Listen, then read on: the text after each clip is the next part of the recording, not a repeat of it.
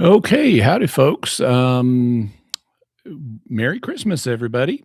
This is Jimmy Aiken here. I'm doing my annual Alone Together for Christmas uh, live stream, which I'll explain in a minute. First, though, I want to welcome Mysterious World listeners because this is going to be the basis of Mysterious World episode 399 for scheduling reasons. We have a good slate of programs coming up for you in January, but for scheduling reasons, the live stream is going to double as Mysterious World 399. So hope you enjoy it. So what is Christmas Alone Together? Well, it's something that I started a few years ago back when I was living in California. And I was very distant from family. You know, they lived in Arkansas and Texas. I lived in California. It wasn't practical to get together with them. So I was alone for Christmas. And I thought, well, a lot of other people are alone for Christmas too. So let's turn that into a positive. And so, even if we're physically alone, we can still be together for Christmas via the magic of the internet. And so, I started doing a live stream on Christmas Day. I've been doing this for a few years now. Now, in the subsequent time, I moved back to my hometown in Arkansas, and I have family get-togethers with them. In fact, a little bit ago, I got back from my sister's house where I had lunch with her and her family. And I'll be getting together with others too. We've even got a cousin coming up from Texas this Christmas, weekend. I still want to keep the alone together tradition going, especially for those who don't have anyone else to physically get together with, but also everybody else who's welcome. Everybody is welcome here. And what I typically do is hang out and chat with people um, via the comment stream. What that ends up amounting to a good bit is I end up answering a lot of questions. So it's kind of a Q&A live stream, but the questions don't have to be on anything in particular. You can ask me just about anything you want, although I do keep things family friendly and there is such a thing as privacy. But with those stipulations, pretty much anything you can ask. I talk about a lot of stuff. I talk about religion. I talk about mysteries. I talk about parapsychology. I talk about science. I talk about all kinds of stuff. If you'd like to ask me a question, here's how you do it. You, in the chat feature, put a capital Q and then a space and then whatever your question is. And the capital Q will tell me that this is a question and I need to read this one, or at least try to, because I can see already we've got a lot of people going by in the stream, a lot of people wishing others Merry Christmas and so forth. So it just helps me if you're able to put that capital Q in front of your question as a signal to me.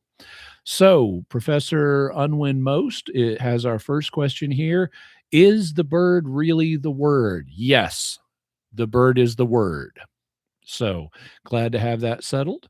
Uh, Zartag, spelled with 4, says, Merry Christmas, Jimmy. What's the time in your time zone? It is now 2:08 p.m. I'm in the central time zone. So, like I said, I got together with my sister and her family for lunch, and then I came home. And so it's now, early mid afternoon here this time. And I try to go for a number of hours on this live stream. I'm sure I'll do at least 2 hours. I commonly do 4. That's kind of what I shoot for. So that's what I'll be shooting for today, although we'll have to see how it goes. Let's see. Robert, oh, it's moving a little bit. Roberto Tapia 8086 says, could the Star of Bethlehem be an angel that showed them the way? I was actually thinking about that earlier today because recently it occurred to me, I ought to write an article in an academic journal about the Star of Bethlehem. Now, there's been a lot of articles written and even books written about the Star of Bethlehem, but I keep seeing people make a lot of the same mistakes, and so I thought rather than try to definitively say this is what it is, just say let's set the framework for what it could be. And this could serve as helpful guidelines for academics who are trying to figure out what it might be. Because I see a lot of academics making similar mistakes in their approach to it. Now, the question that Roberto asked, could it be an angel? That is one of the options that this article would consider.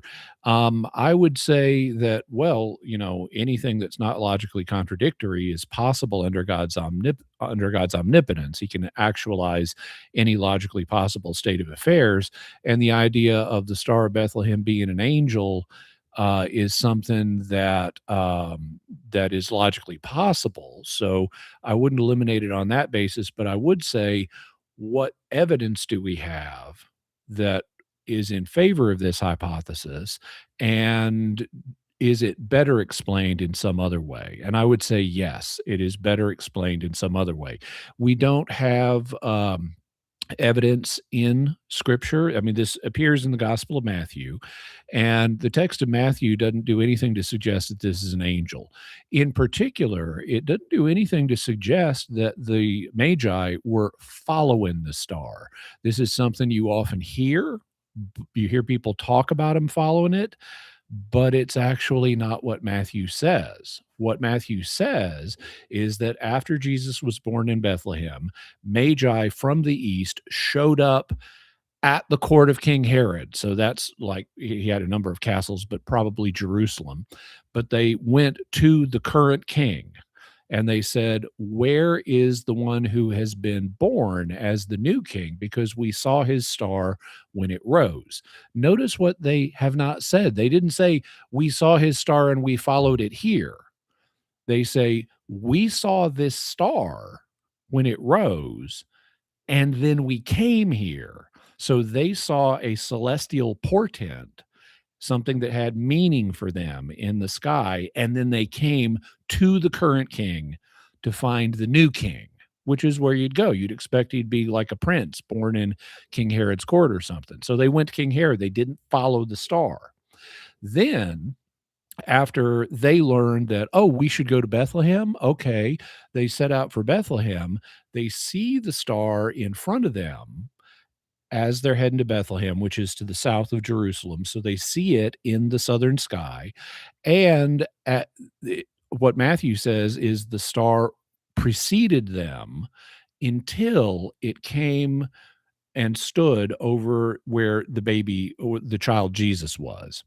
So all this means is they're not following it. They've been told, go to Bethlehem. And so that's what they're doing. They're going to Bethlehem. And it's a providential coincidence that, hey, there's that star again. And when they get to Bethlehem, it's over the house that they're going to. So again, they're not following the star.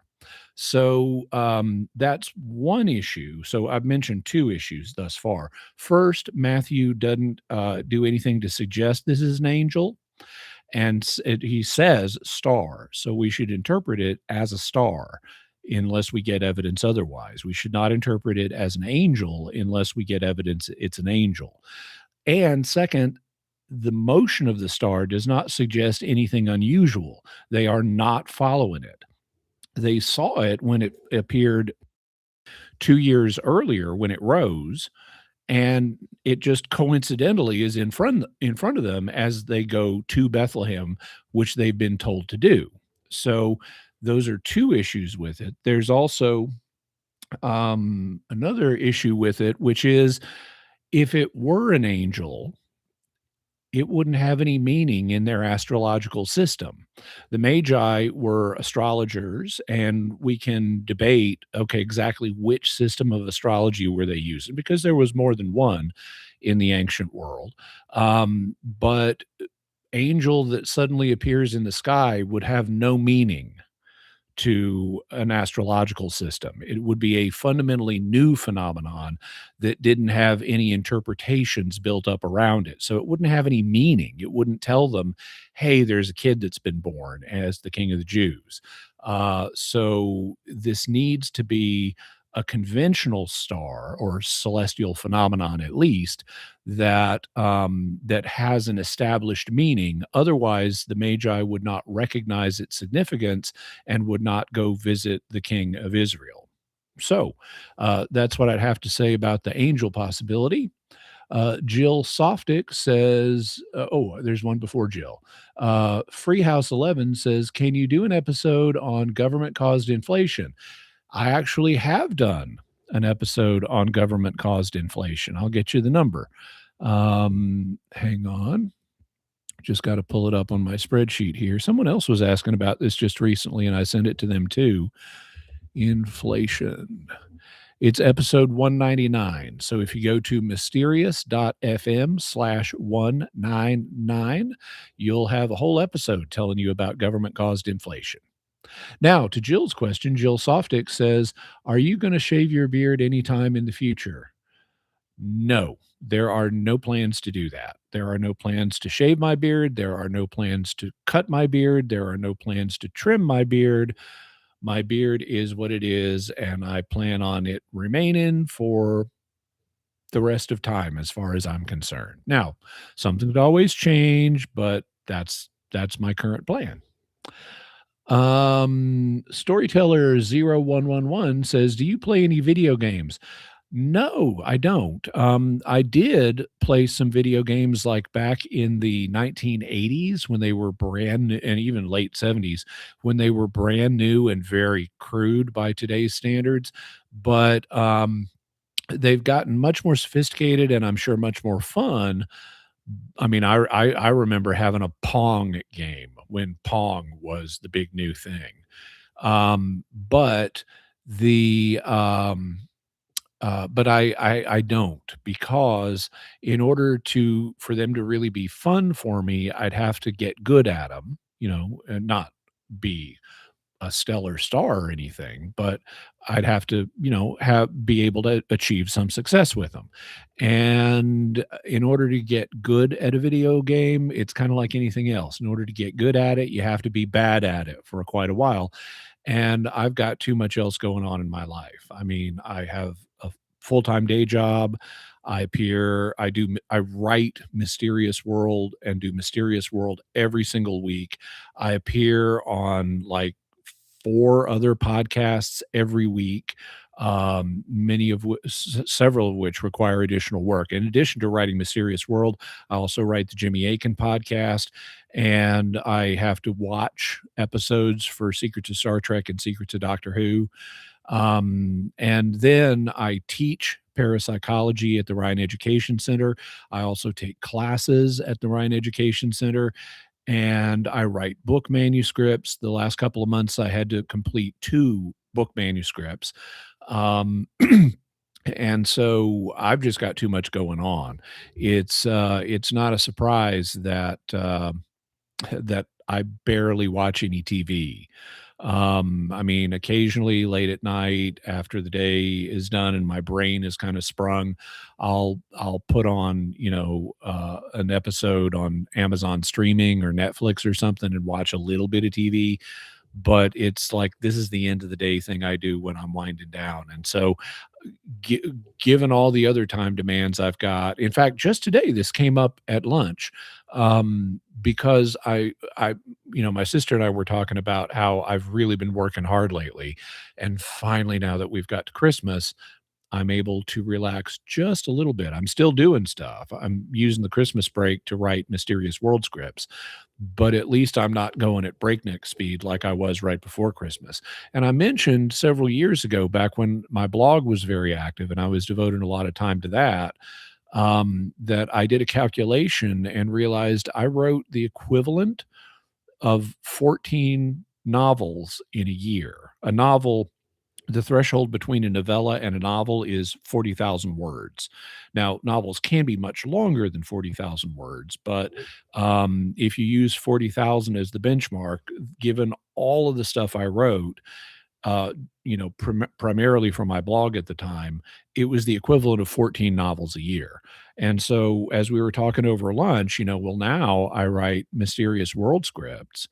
And so I pulled out and I know how long those are in word count. So I I calculated, number of words in a typical script times 52, divide by 40,000, and now I'm writing the equivalent of 19 or 20 novels a year. So I am a somewhat prolific writer, and I don't have time to learn video games. But if you like video games and you've achieved the skill level that you would like and are enjoying them, I think that's just great. More power to you. Just not my thing. Let's see. Hannah Cottingham 9277 writes, "Will you ever do an episode about Zachary King?" Maybe, maybe. So Zachary King is a an individual who claims to have been something like, and I the details are fuzzy, so just stipulating that I'm going by memory here. He claims to have like been a satanic high priest or something like that, some high ranking Satanist type guy, and he now is active in Catholic circles talking about his prior experiences and things like that. Now, I am skeptical of this for a few reasons.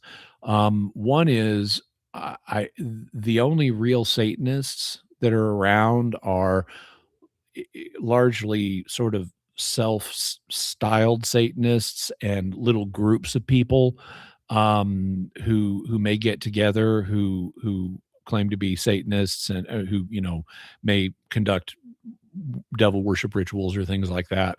But they're very small. And so saying you're a high ranking one is like, well, so what? Were you in charge of a dozen people in your little Satanist group or what? There aren't any grand satanic conspiracies. Even things like the Church of Satan, that's not real Satanism. They call themselves that for marketing purposes, but they don't actually worship the devil. So the actual devil worshipers are very it's largely just lone individuals here and there, occasionally a small group of people, but there's no big high ranking people in Satanism generally. So that's one reason for skepticism. Another reason for skepticism is I've heard this song before.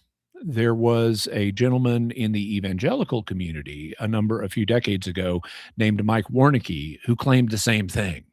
He said, "I was a high-ranking Satanist, and then God grabbed me, and I turned my life over to Him, and now I'm going to go around evangelical churches, talking about my conversion story and all the bad stuff I used to do, and things like that." Okay, same basic thing that Zachary King is doing. And then people looked into Mike Warnicki's background because he made claims about his background.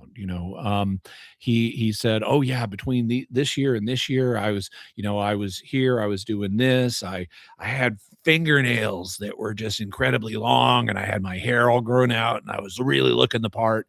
And they found pictures of him from the Christianity Today, I believe.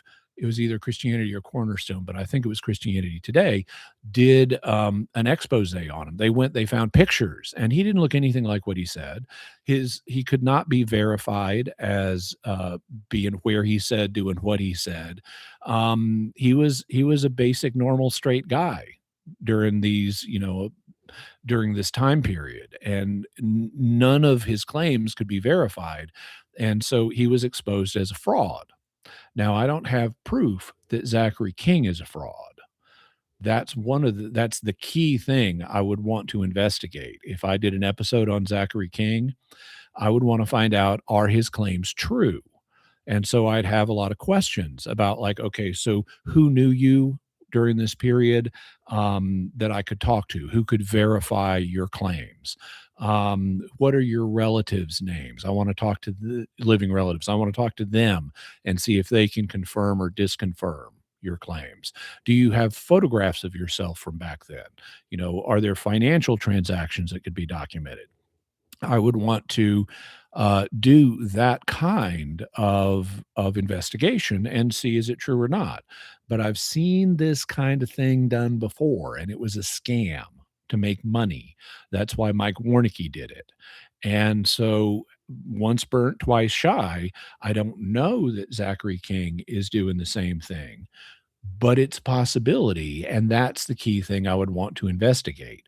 So if I did an episode on Zachary King, I would have to have sources of reliable data that I could go to either falsify his claims or verify his claims, or maybe it would be some of both. Maybe the truth would end up being somewhere in the middle.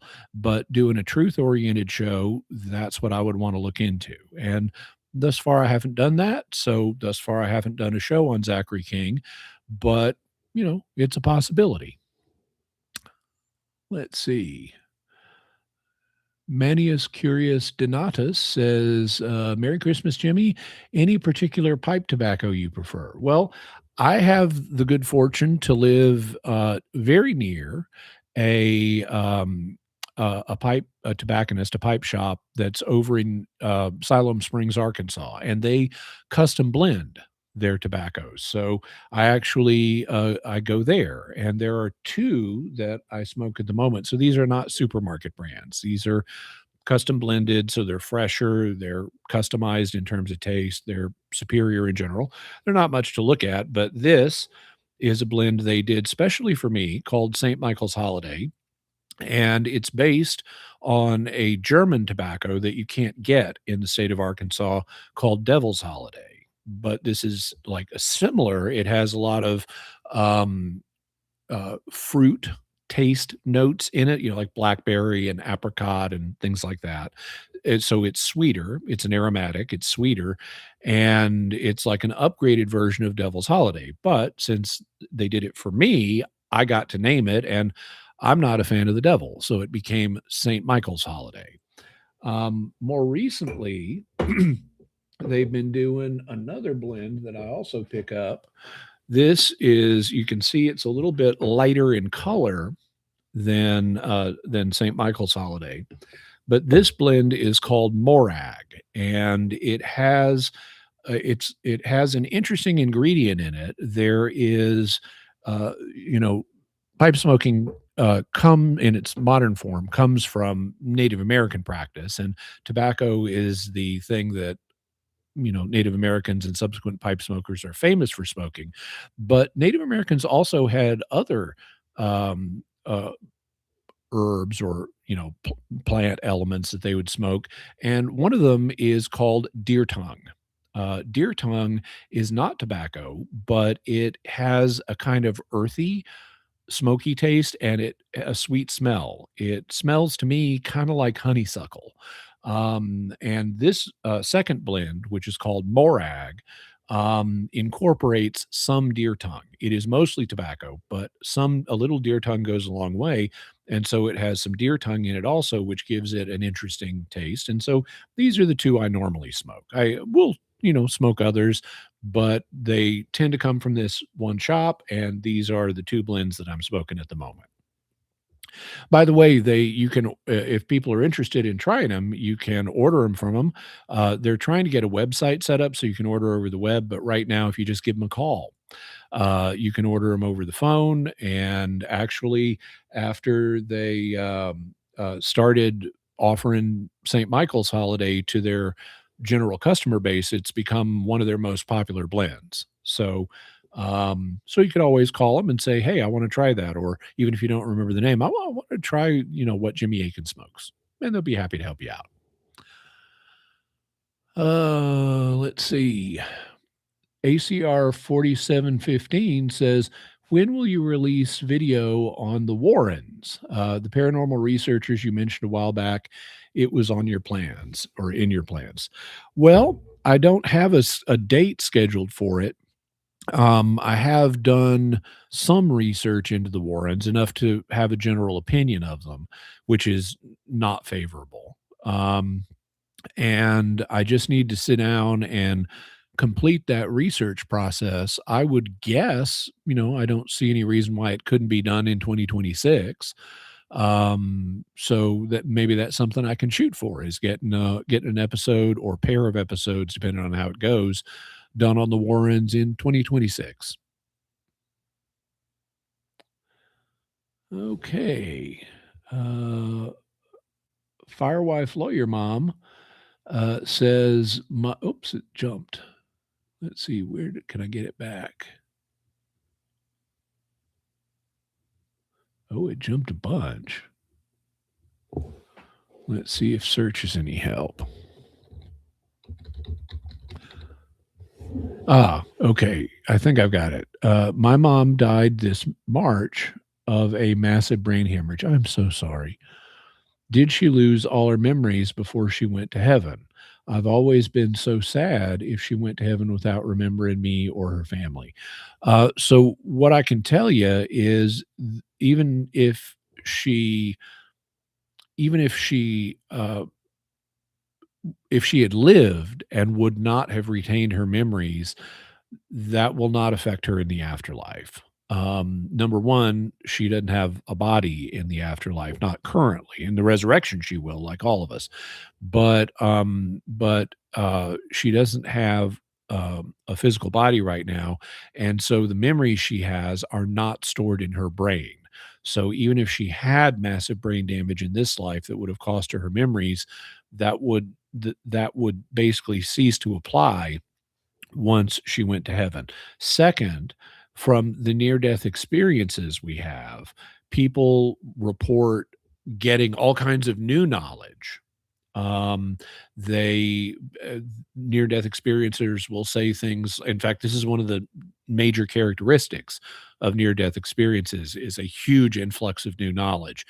Some near death experiencers will say things like, all I had to do was think about a subject and suddenly I knew everything about it.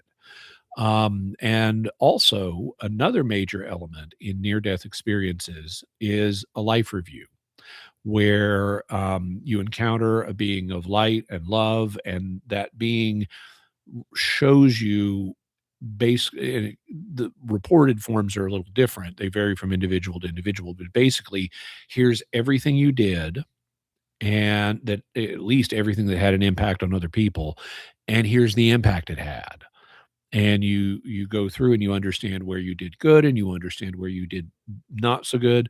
And so even if your mom had not brought anything in terms of memories with her into the afterlife, it would have been provided to her at the life review. She would have a detailed review of her entire life and would remember you and other members of her family. And the life review, of course, goes along with um, Christian teaching on the fact that, when we stand before God, He will evaluate us based on our lives and whether we responded to His initiative of grace and love.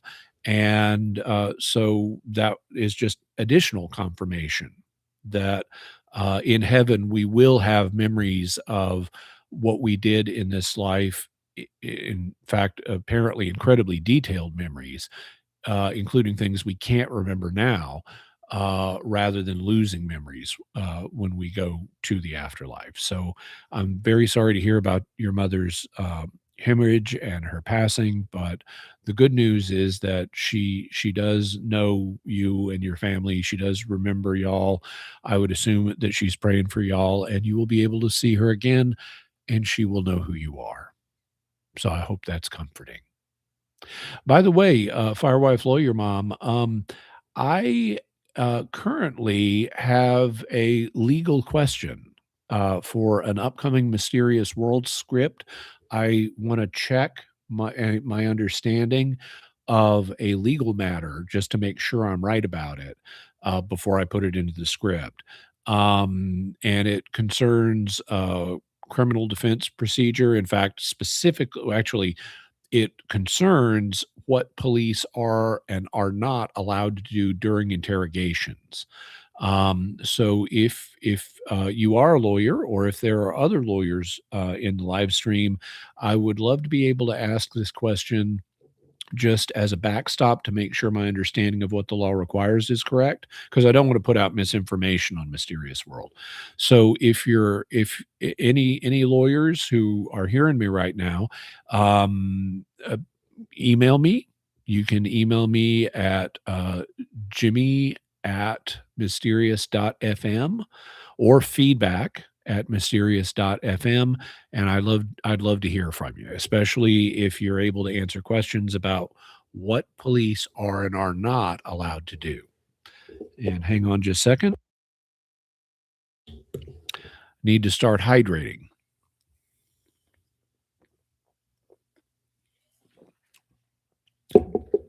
Because if you're just getting on here and monologuing like I am, you get dried out.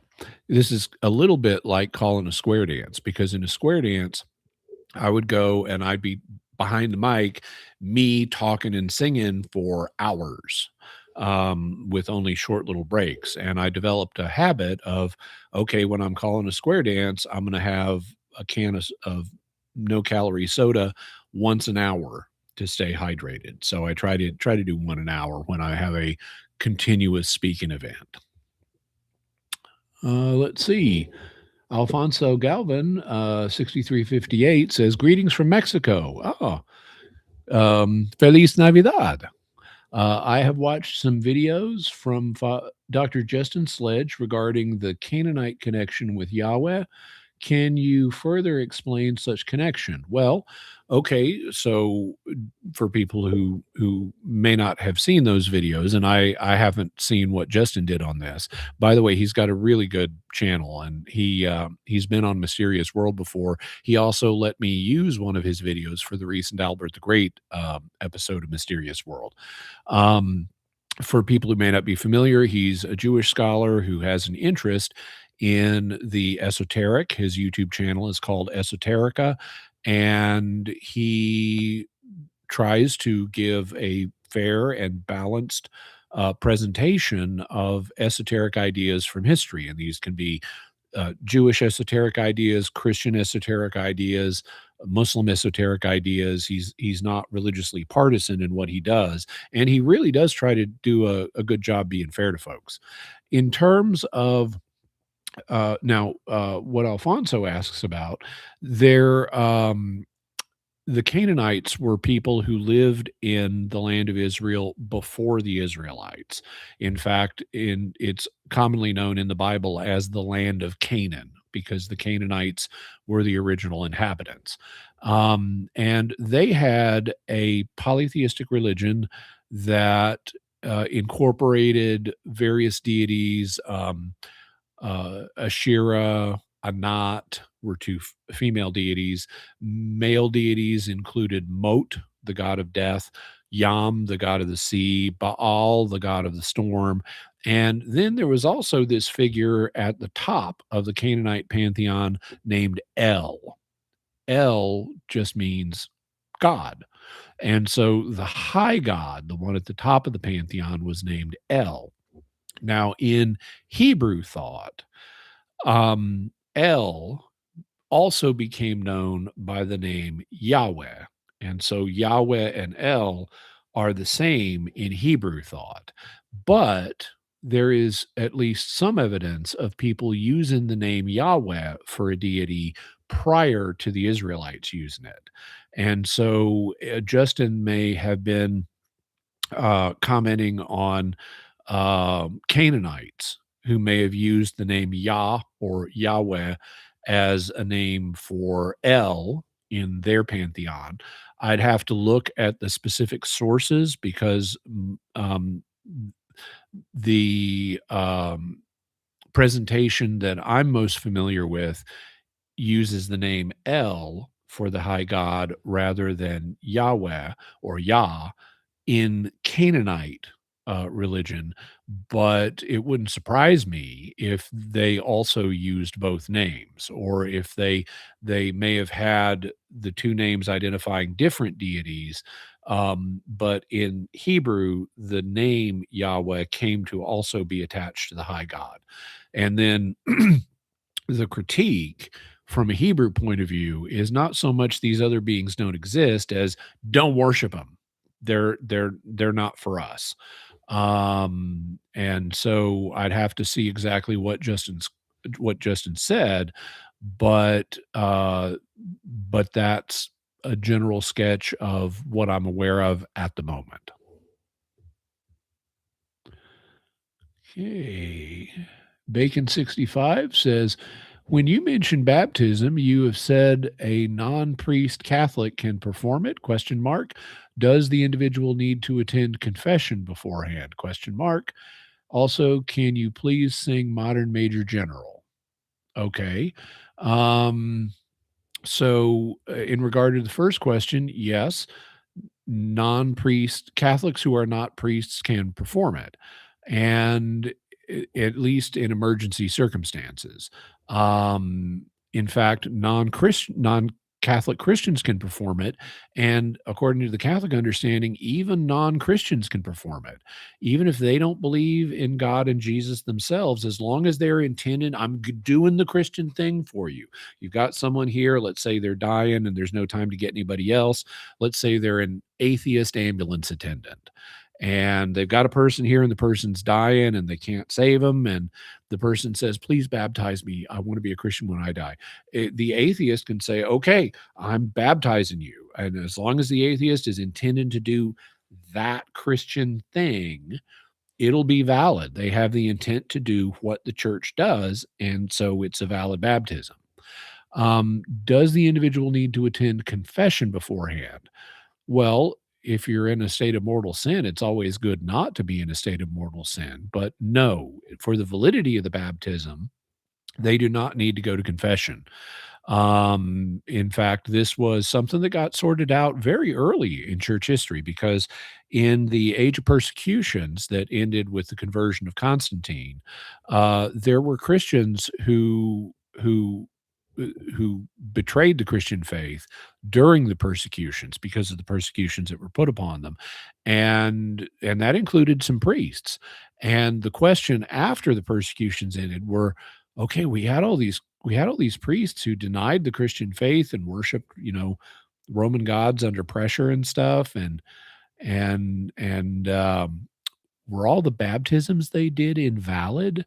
And there was one group of Christians in North Africa who thought maybe they should be regarded as invalid.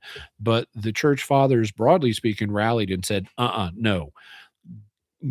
If the validity of the sacraments was dependent on the spiritual state of the minister, it would open up a can of worms God does not want open, because you'd never know for sure were your sacraments valid if it depended on the spiritual state of the minister you received the sacraments from. And so the church sorted out pretty quickly that you don't have to be in a state of grace to perform the sacraments. You should be, just like you should be in a state of grace all the time. But if you're not, it's not going to invalidate the sacrament. So, like I always say, God made the sacraments like Tonka trucks, they are hard to break. And that's good because we're rambunctious little kids and we would break them if we could. So be glad the spiritual state does not depend on the validity of the sacraments does not depend on the validity on the spiritual state of the minister. And then, can I sing the Modern Major General song? Well, I can at least sing part of it. Let's see how far I get. I am the very model of a modern major general. I have information, vegetable, animal, and mineral. I know the kings of England, and I quote the fights historical from Marathon to Waterloo in order categorical. I am very well acquainted too with matters mathematical. I understand equations both the simple and quadratical. About binomial theorem, I'm teeming with a lot of news, with many cheerful thoughts about the square of the hypotenuse. I'm very good at integral and differential calculus. I know the scientific names of beings and animalculous. In short, in matters vegetable, animal, and mineral, I am the very model of a modern major general. I know our mythic history, King Arthur's answer Caradox. I answer hard acrostics. I have a pretty taste for paradox. I quote in elegiacs all the crimes of Heliogabalus. In conics, I can floor peculiarities parabolus. I can tell undoubted Raphaels from Gerald Dowson's Ophanes. I know the croaking chorus from the frogs of Aristophanes. Then I can hum a fugue of which I've heard the music's for, and whistle all the airs from that infernal nonsense pinafore. Then I can write a washing bill in Babylonic cuneiform and give you every detail of Caractacus's uniform. In short, in matters vegetable, animal, and mineral, I am the very modern of a modern major general. In fact, when I know what is meant by Mamelon and Ravelin, when I can tell at sight a Mauser rifle from a javelin, when such affairs as sorties and surprises I'm more wary at, and when I know precisely what is meant by commissariat, when I have learned what progress has been made in modern gunnery, when I know more of tactics than a novice in a nunnery, in short, when I've a smattering of elemental strategy, you'll say a better major general had never sat a G. For my military knowledge, though I'm plucky and adventury, has only been brought down to the beginning of the century, but still in matters vegetable, animal, and mineral, I am the very model of a modern major general. So there you go. And not only can I sing it, I know what all the jokes in it mean. So anyone has a question about what does that line mean, let me know and I'll answer it. Let's see. Sir Cadslot. By the way, Sir Cadslot, I know you've been active a lot lately, and I really want to thank you for that. I appreciate all the interaction on the different podcasts and the feedback and so forth, and the comment sections. And I know your name, so just want to give you that affirmation, Sir Cadslot. Can a Catholic hold a position where all material substances down to fundamental particles are considered to be at least rudimentary life? Okay, so this is a position that is known in philosophy as panpsychism. The idea, or at least it's could be considered a variant of panpsychism. Panpsychism, so in Greek, pan means all, and psyche means soul or mind. So panpsychism means everything has mind or consciousness. And so even little elementary particles have little elementary consciousnesses. They're not as smart as we are, they're not as aware as we are, um, but they have at least a little glimmer of consciousness and thus life. Now, if you mean biological life, we'd have to talk. It would be different because biological life is dependent on an interaction of different physical parts, and as far as we know, uh, elements like electrons don't seem to have smaller parts, so they couldn't be biologically alive. Also, biology requires a complex chemistry that doesn't apply to them. But putting aside the question of biological life, if by life you mean you're willing to say anything that has consciousness has life in the sense we're talking about, then then the question is, can a Catholic hold panpsychism? And the basic answer is yes, but the but is that the church understands there is a difference between the material world and the spiritual world. That's why in the creed every Sunday we say that God made all things visible and invisible. So the church recognizes there are these two different realms. Now, a common opinion has been that today especially has been, okay, consciousness applies to the spiritual realm, biological life applies to the material realm, and we're kind of the intersection of the two. But base matter does not have, that's not by, at least it's not biologically alive, does not have consciousness. Okay, that's an opinion, that is not church teaching.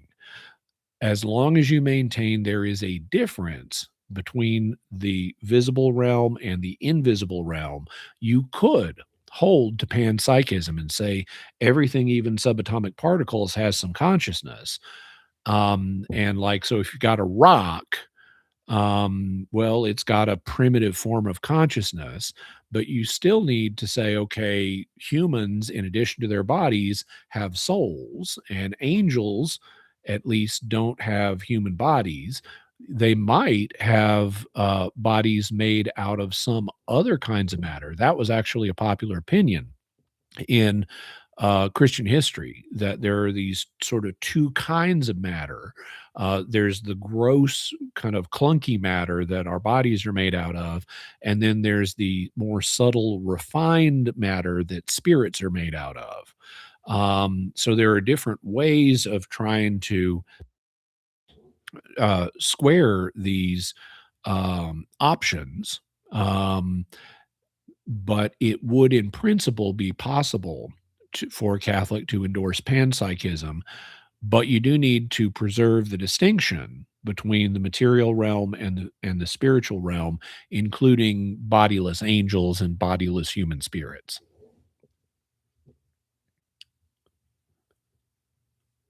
Okay. Please read, Alistair Saldanha says, or Saldanha. I'm sorry, I'm got several different pronunciation schemes in my head from different languages, so forgive me if I use the wrong one. Says, please read the book of Revelation 6:10 and give us your take on it. Okay, let's pull up Revelation 6:10.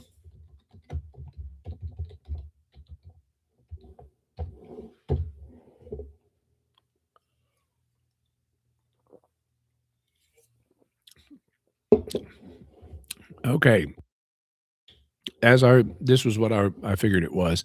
So I'm going to back up a verse to set the context. This is in the sequence where the Lamb is opening the seven seals on the scroll that no one but the Lamb can open. And he's opened the first four, which represent a conqueror, war, uh, basically famine and death. Uh, so he's the famous four horsemen have been unleashed. Now in verse 9, we continue with, and when he opened the fifth seal, I saw under the altar the souls of those who had been slaughtered because of the word of God and because of the testimony which they had. And now into verse 10. And they cried with a loud voice, saying, how long, holy and true Lord, will you not judge and avenge our blood from those who live on the earth? And to each one, continuing on from verse 10, and to each one of them a white robe was given, and it was said to them that they should rest yet a short time until the number of their fellow slaves and their brothers who were about to be killed as they had been were completed also. So, what's going on in this? Well, my take is that here John sees the souls of those who have already been martyred in the first century, and they're asking God for justice. And they're given a white robe to acknowledge their faithfulness to God and their accomplishments in Christ. We're later told that white linen symbolizes the righteous deeds of the saints. And well, here are some of the saints. And so this white robe acknowledges their righteous deeds done under God's grace. And they're told, wait a while, and because there are some more people who are also going to be martyred, just like you were, and then justice will come. And so that's that's basically what's going on in the verse. Now, if you want to ask further questions like, well, how does this relate to history? I would say that it applies most directly to the early period of church history. There are different ways of reading Revelation. Some of them will, like in dispensationalist circles, they'll say everything from chapter 4 forward is in our future. And I think that is wrong for a bunch of reasons. Um, I hold a view, and there are several different views that are possible, but I hold a view that says everything up to chapter 20 is now in our past, and we're living in chapter 20 during the period called the millennium. So I would say that this refers back to the age of persecutions at the beginning of church history. There's also an argument that you could propose that it relates to the earliest part of that, up to the year AD 70, when the Jewish temple was destroyed. But it at least, I think, applies in its principal sense to some persecutions at the beginning of church history. I think that's what the text is envisioning here. And so that's my basic position on it. If you'd like to know more, if you have a more specific question you'd like to ask, you know the queue procedure. Grizzle Games YT says, "Do you think Daniel is a good example of how Catholics should live today, showing respect and love for others, even his guards, rather than condemning them?" Well, I'm not entirely sure exactly which passage in the book of Daniel you're thinking of, although Daniel does, and I mean, and his associates do gain favor from some of their guards. But in general, yeah, we should respect and show love for others. I mean, if you love someone, you automatically want to show respect for them. The real key is love. And so, love is the central Christian ethic. Love of God and love of neighbor are the two greatest commandments, and we're told all the other commandments depend on those two. We're told God Himself is love. And we're also told don't judge others, meaning don't condemn others, but rather be merciful to them. So, yeah, I think that Christians should live in that way. I don't connect it specifically to Daniel, but I think that Christians should, he lived in particular historical circumstances that applied to him that don't necessarily apply to everybody. But in terms of principle, yeah, we should show love and respect for others and not simply condemn them. Now, that does not mean that we shouldn't recognize the moral character of people's actions. We should. Um, and so condemn does not mean re- to condemn someone does not mean to recognize that what they're doing is bad. I We need to recognize when people are doing bad stuff. And it doesn't mean keep your mouth shut if they're doing bad stuff. Sometimes it may mean that, but other times we need to speak up and say, "Hey, what you're doing is bad." For their good and the good of others. In fact, correcting the sinner is one of the spiritual works of mercy. So, and so out of love for the person and for the protection of society, we do need to, in a variety of circumstances, call out bad behavior. That's not judging or condemning a person in the sense the Bible is talking about.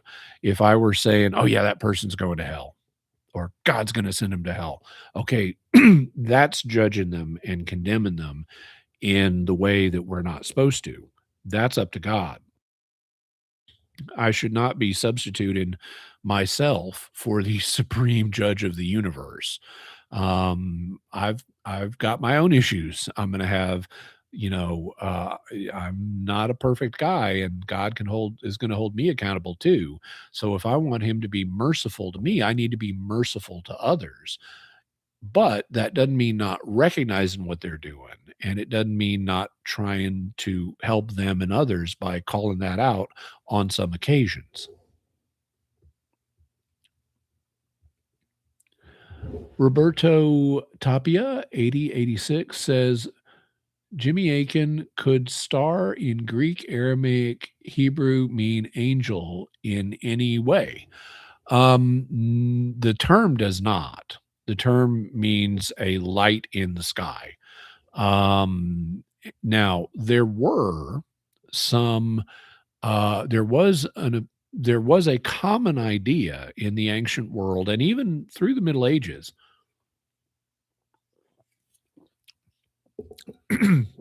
that stars either were intelligent beings or that they had angels associated with them.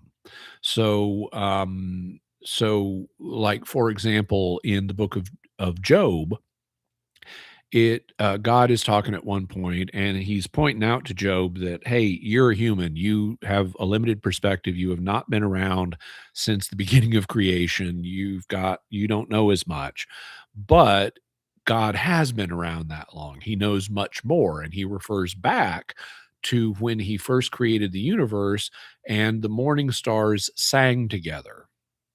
Okay. Now you could say, "Oh, that's just poetry." That's like, "Oh, may the trees clap their hands." Trees don't really have hands. They've got leaves and branches, but they don't really have hands. So that's, let the trees clap their hands to symbolize their joy. That's a poetic expression. But the morning stars, maybe not, because they were by many peoples believed to be gods or heavenly beings. And that's a live option for how Hebrews may have understood them, or at least some Hebrews may have understood them. And by the Middle Ages, you have thinkers like Thomas Aquinas saying that, okay, well, even if they're not themselves uh, intelligent beings, they're being superintended by intelligent beings, that like each planet has an angel that like pushes it in its course, and so forth. So there has been thought in that could support at either an identification or an association between planets and angels. Having said that, it's not going to affect the interpretation of Matthew, because um, in the infancy narrative, this is presented as a star, and the word star does not mean angel. So even if you think that stars are intelligent beings, or if you think they're superintended by angels, this star presented itself as a celestial phenomenon that behaved in normal ways, that had meaning in whatever astrological system the Magi were using. So it's not like an angel suddenly decides to do something that's unprecedented and has no meaning. So you could try to say, well, maybe there's an angel involved in this text. That's speculative because the text does not present that to us, but it is speculation that could have some basis, but it's not going to affect the fundamental text. In fact, I'll tell you what I think. What I think the star was, and I've talked about this before, but it was the planet Jupiter. Um, if you go through the list of things that the word star referred to in Greek, aster, and then you start sorting through them, it's really pretty easy to eliminate anything but a planet. It's the planets that had behaviors that made astrological systems work.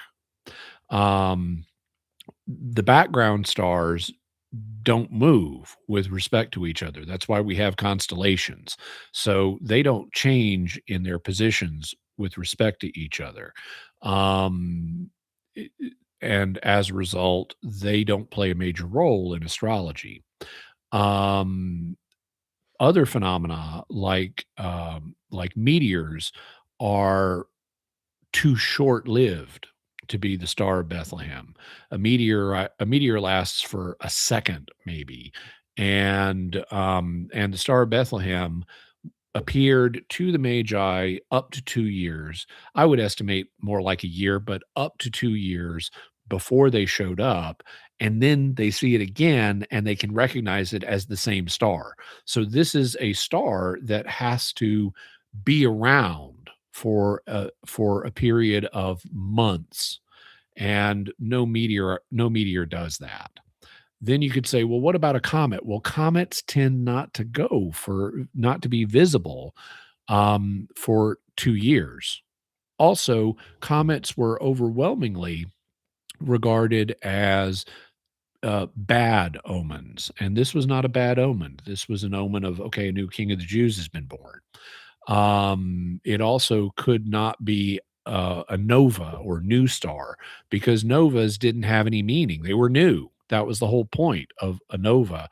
Was nova is just the Latin word for new. So a stella nova, a new star, um, had no meaning. in astrological systems. So the only thing that's left, well, you can also pull out the sun and the moon. They were also considered classical planets, but basically, what you're left with is the 5 planets that are visible to the naked eye at night. They were the ones that had complex behaviors that are plausible candidates. So if we've only got 5 candidates, and then you want to say, okay, well, this we know this carried a message about a king. So did any of the planets carry messages about kings in the astrological systems that were common to the east of Jerusalem? And the answer is yeah, Jupiter does. And so without going into the details of how it works in the different systems, Jupiter is the plausible candidate. So I think by far the most likely interpretation of what the Star of Bethlehem was it was Jupiter. Jupiter did something a year or two before the Magi showed up that was unusual and that signaled the birth of a new king in the land of Israel. Now, what it did and how it signaled that, the details are going to depend on which astrological system you're looking at. They now, and that's going to get into exactly who were the Magi and what system were they using. The Magi originally were a Persian tribe, and they were a priestly tribe, kind of like the tribe of Levi. So if you wanted to offer a sacrifice, if you were a Persian and you wanted to offer a sacrifice to the gods, you'd have a magus, a member of the tribe of the Magi, come and chant the creation hymn of the gods over your sacrifice, and that's how you do it. But in the centuries before Christ, the term magi had, or in Greek, it's magoi for plural, and magos is the singular.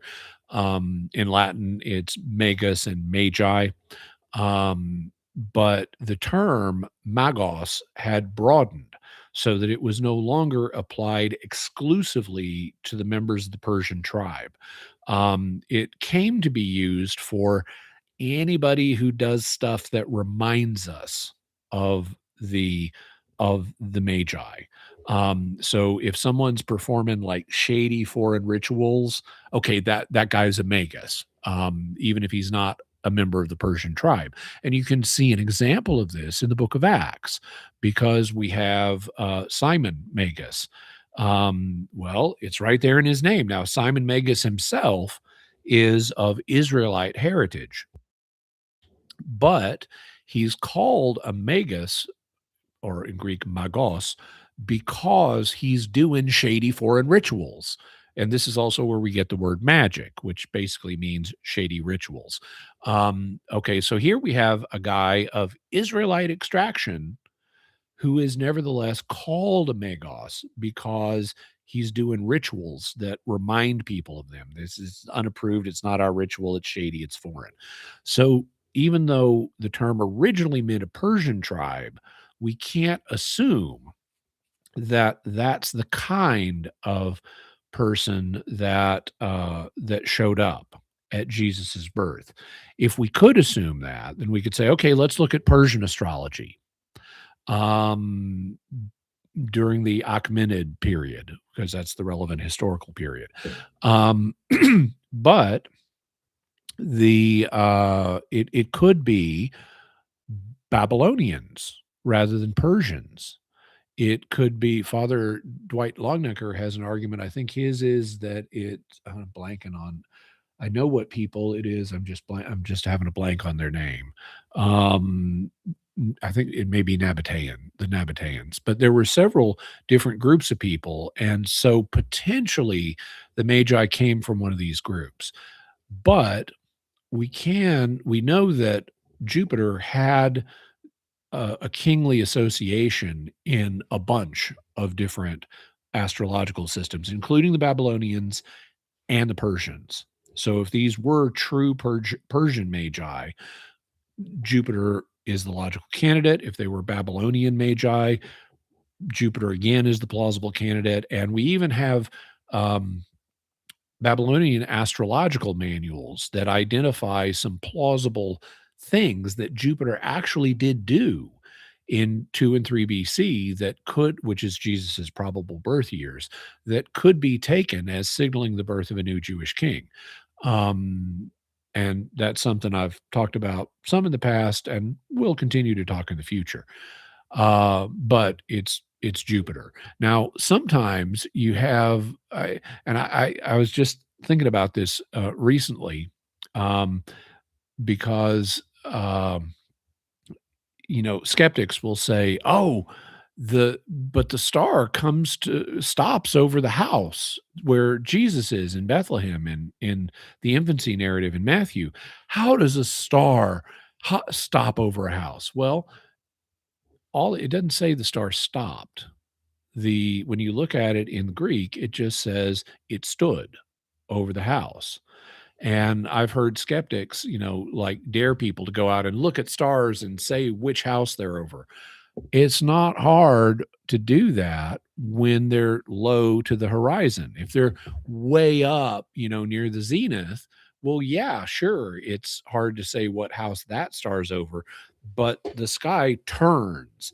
And so even if a star is directly overhead at midnight or 3 a.m., it's gonna sink towards the horizon at a rate of 15 degrees per hour. And by the time it starts to get light, or when the planet first rises at the other end of the evening, it's low to the horizon and you can say what house it's over. Jupiter happens happens to be in the southern sky. And the other day, this was a couple of weeks ago, but my sister was out of town, and so I was minding her dog Luna for her. And so one morning, I wake up early, and at least I did on this day. And okay, what's the first thing you do when you're minding someone's dog? You take it out for a walk. You let it into the backyard so it can do its business. So I went out in my backyard to let Luna go potty, and she knows that word, and you give her treats when she does it. Um, but um, but I sat down in a lawn chair while I'm waiting for Luna to do her business, and I look up in the sky, and oh, there's Jupiter, and it's right over my neighbor's house. So I whipped out my iPhone and took a picture of it. So it's like, take that, skeptics who mock the possibility. No, if Jupiter is one of the brightest objects in the sky, and if it's low to the horizon, it will definitely appear over a particular house. I could say Jupiter is over this neighbor, not that neighbor or that neighbor's house. So that's what I think the star Bethlehem actually was. It was the planet Jupiter. And I probably should have mentioned this earlier, but the planets were considered stars. They were known as wandering stars, or this is actually where we get the word planet. And Aster planetes is what they were called. Aster means star, planetes means wanderer. And they're called that because they wandered, because of their orbits, they wandered here and there in the sky, as opposed to the background stars that are fixed in constellations. The 5 or 7 classically, if you count the sun and the moon, were the 7 wandering stars against the background of the fixed stars. So, little ancient astrology lesson and an astronomy lesson, because they were the same thing back then. And I hope that's helpful. Let's see. Um, Andrew Noah 6403 says, if you could write a Doctor Who story, who would be the Doctor and what would be the plot? I haven't thought about that. Um, if like I, w- I mean, I could write for any number of doctors. One that I would love to write for would be Patrick Troughton's second Doctor. He's my all-time favorite. Also, I really like the Seventh Doctor. Um, He's like Patrick Troughton's second doctor, Patrick Troughton is his doctor is very childlike and uses it like Columbo to get people to underestimate him. But he's very innocent and I really like him. The seventh doctor is like that, but shrewd. He's got a darker, more calculating side too. Um, I like the fourth and the fifth doctor a lot. In New Who, I like the 10th Doctor. I My favorite of New Who is the 11th. Um, so those are some of the doctors I'd like. I don't know I don't have a fully formed plot, but I do have a plot element that I would do. Um, in the first Doctor's time, there is a story called The Aztecs. And in this story, the doctor, Susan, his granddaughter, Ian and Barbara, his companions from 1963 Earth, they go back to meet ancient Aztecs. And Barbara, being a history teacher, is really determined to try to get them off of this human sacrifice business. And it doesn't work. So this ends as kind of it has a kind of tragic element to it, but it also has comedic elements to it. One of the comedic elements is the first doctor meets an Aztec woman whose name I believe is Kamika, if I recall correctly, and he offers her he drinks cocoa with her. Cocoa being a something they did have in the Americas, and what he doesn't realize is by drinking cocoa with her, he's getting engaged to her, and they play this for comedy in the original Aztec story. Now, what I noticed about the performance of the actress who plays Kamika is she kinda looks and acts a bit like River Song, who later does marry the doctor, and who's very mischievous and playful. So in my headcanon, it was River Song pretending to be Kamika the whole time. And that's when she first gets engaged to the doctor, is when he's the first doctor. And so I said to myself, if I ever write a story for Big Finish or something like that, they do audio plays that are licensed based on Doctor Who. I'm going to establish that Kamika was River Song. And so that's the plot element I would include. How I would do it would depend on the liberty that I had given the constraints of the script and the writing project. I could do it in a simple line of dialogue. I could have, River, meet the doctor and just mention that time we had cocoa together or something, and I could be done very small, but that's what I would establish, that River Song was Kamika and inveigled the doctor into getting engaged with her in his first incarnation. And once you think of Kamika as River Song, it adds a whole new dimension to the scenes they play together in that story. So that's what I would do, at least based on what I've thought thus far.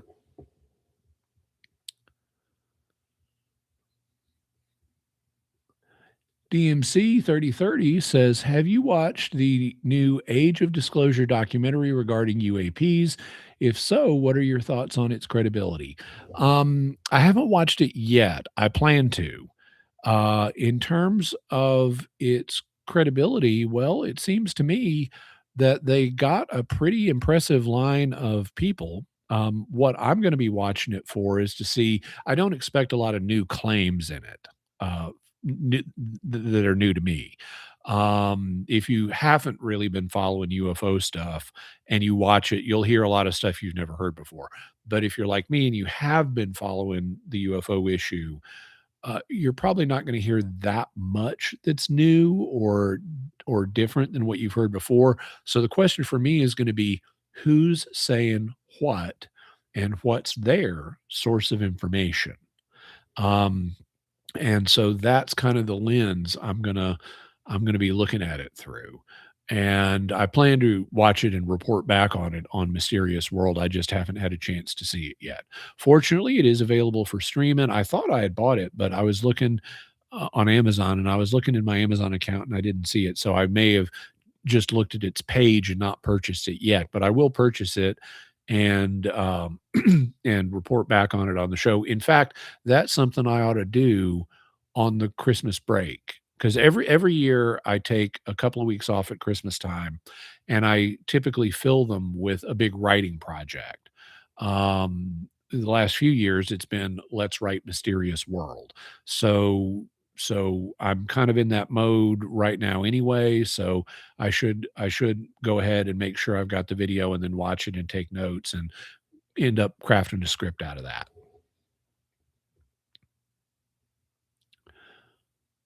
Artur Galiza, or yeah, just Artur Galiza, 2013 has looks like three questions.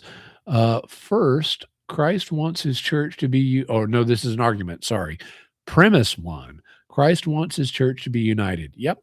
Premise two: Christ wants his church to not be in error. Yep. Conclusion: We need an infallible authority. Granted infallibility, should we expect a list of infallible doctrines?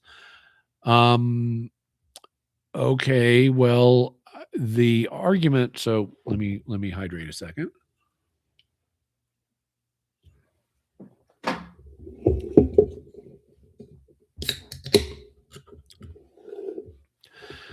So the argument is not, as phrased, is not formally valid. Meaning it doesn't use the needed logical form, and that's understandable since you're dealing with a YouTube comment, and comment boxes frequently don't let you spell things out in the level of detail that are needed for this kind of thing. But I, I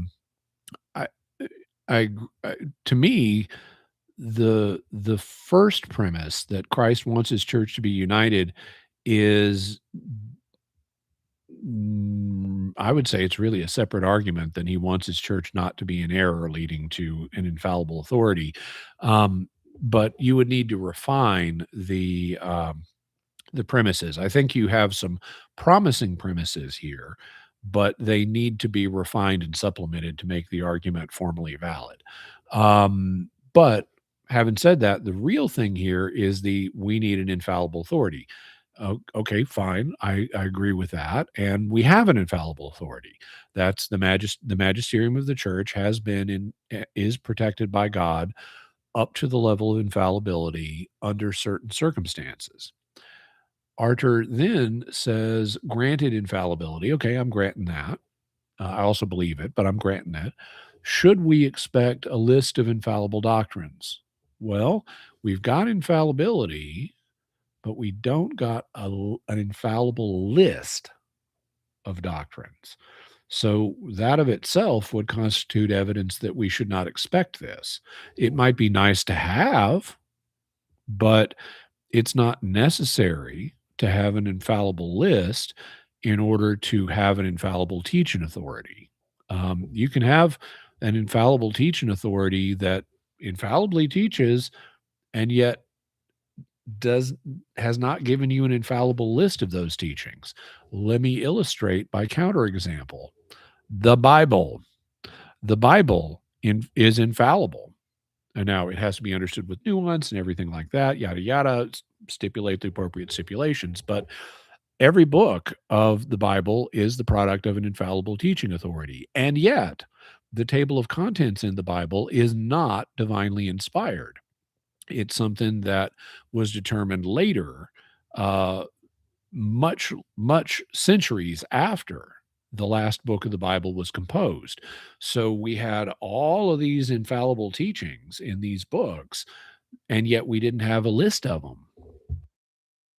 So if they had an infallible teaching authority in the form of the biblical authors, and yet they didn't have an infallible list of what books counted as infallible teachings, then we shouldn't expect anything different than that. Now, the church hypothetically could decide to produce such a list, but it's not guaranteed. It doesn't fall out of the nature of infallibility.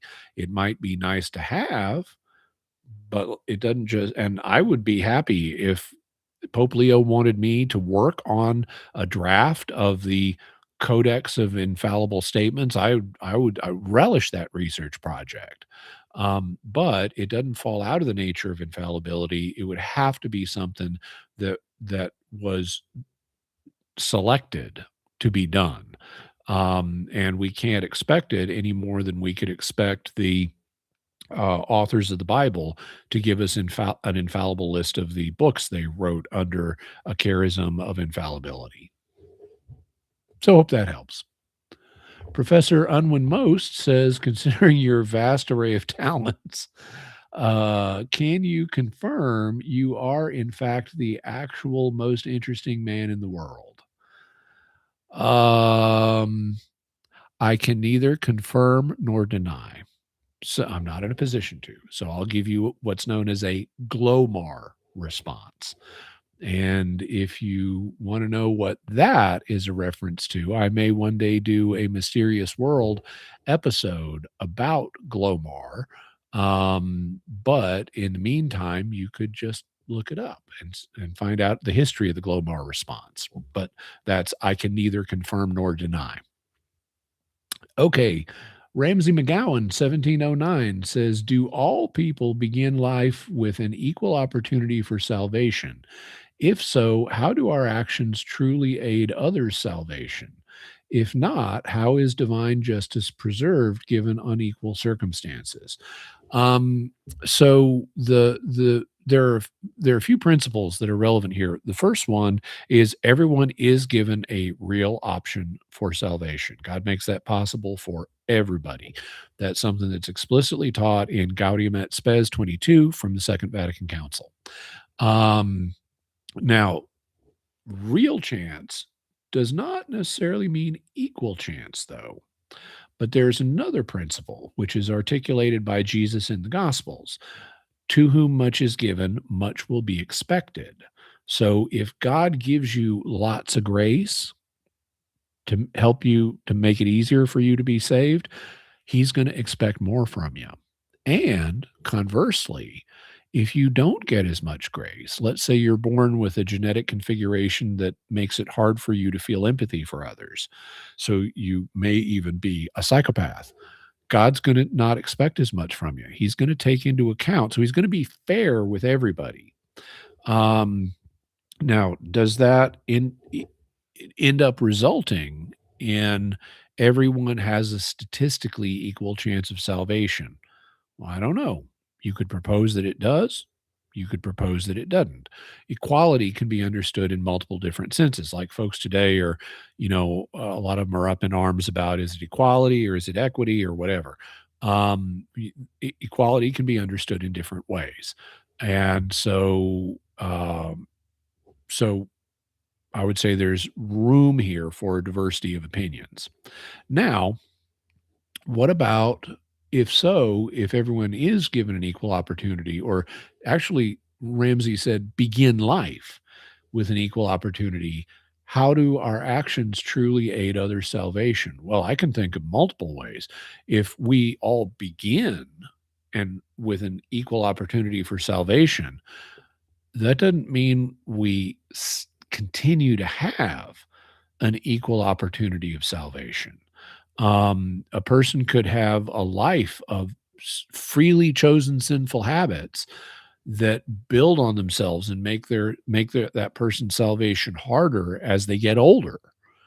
And in that situation, another person could intervene and help them by preaching the gospel to them or helping them recognize the nature of their sinful choices or praying for them or any number of things. It's like, even if you suppose there's no such thing as birth defects and everyone's born with a physically equal body, which of course they're not, but supposing they were, just because you're born with, every baby body equal to every other baby body, that doesn't mean they're not going to get sick or injured or all kinds of things later, and then we can help them out. So, even if people did start with an equal opportunity for salvation, however you define equality, that doesn't mean they're going to stay equal based on the choices they make and the things that happen to them. And so there are opportunities, even if everyone has, you know, um, even if God guarantees up to a certain level, if other people using their freedom and God allows it intervene to help the person even further, I can see a bunch of opportunities here. So that would be how I would answer those questions, at least in brief, starting at least in brief, at the moment. If I thought about them, I might come up or be able to reformulate them a little bit or refine them a little bit.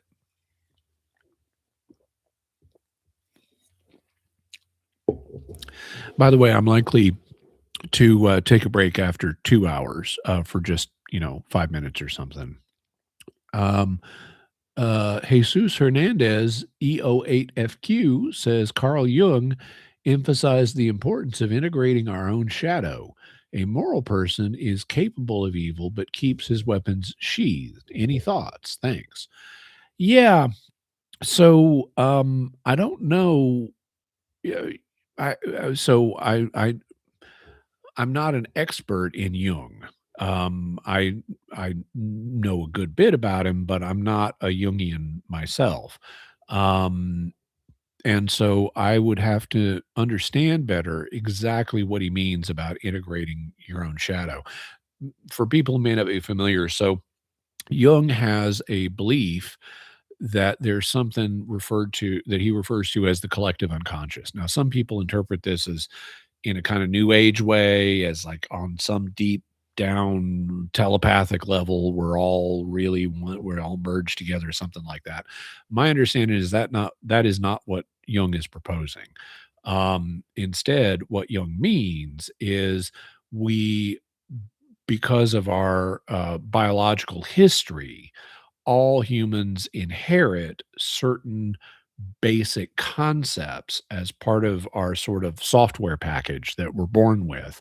And these include things that Jung refers to as archetypes. Um, and one of the archetypes, now, so let me back up. I think it's clear that humans are born with a certain startup package, just like your computer comes preloaded with an operating system.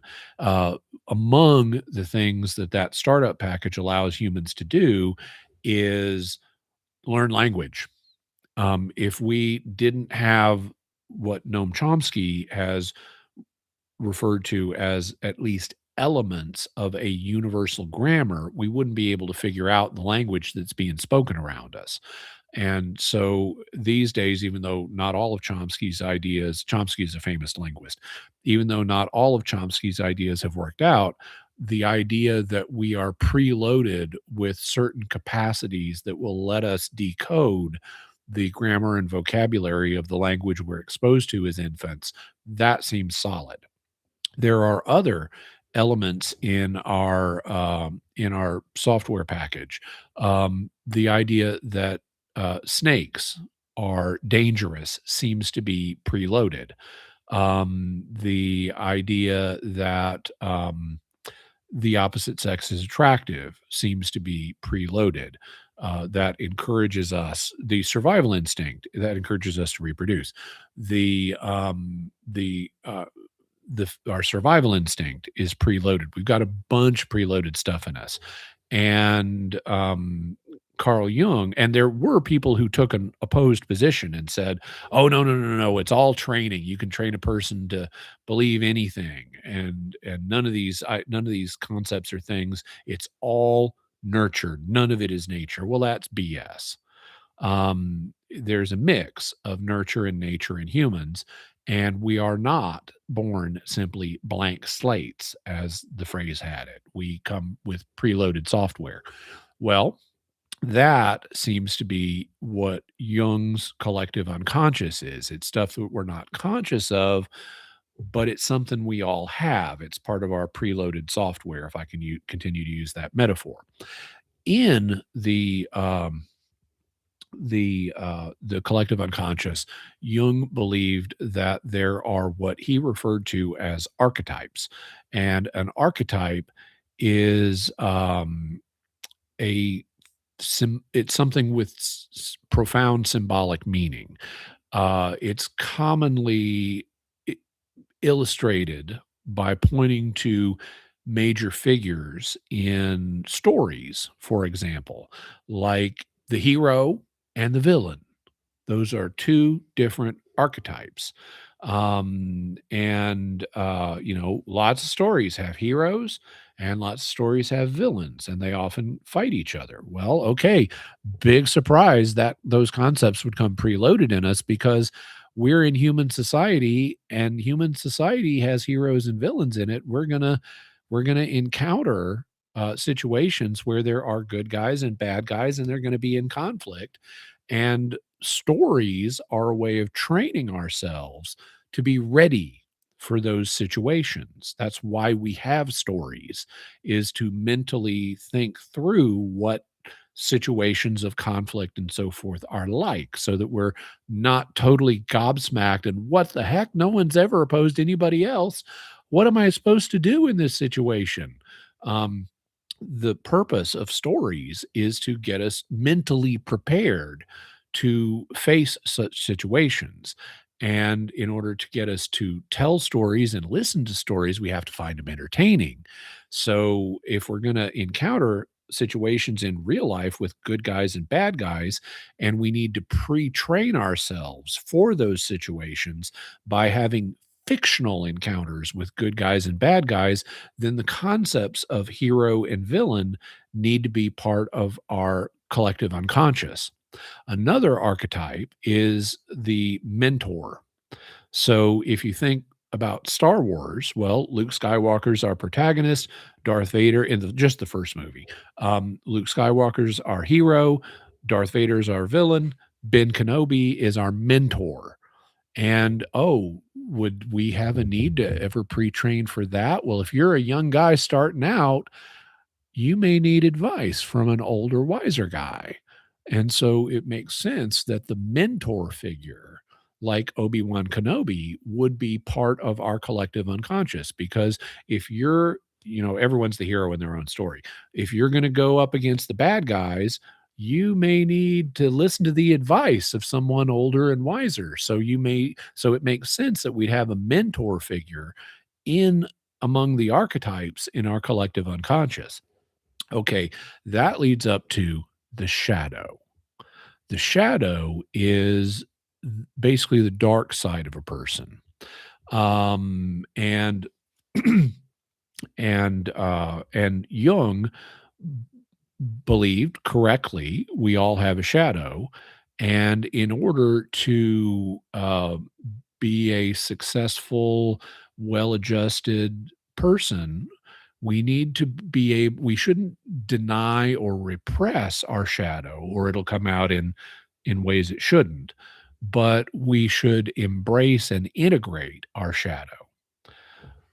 Okay, well, it's an interesting idea. What the heck does it mean? Well, here is where I hit my limits on knowledge of Jungian psychology. Um, the I don't I'd have to know more about exactly what Jung means. I can see this concept being interpreted in different ways. If it's here's a one way that I think is realistic.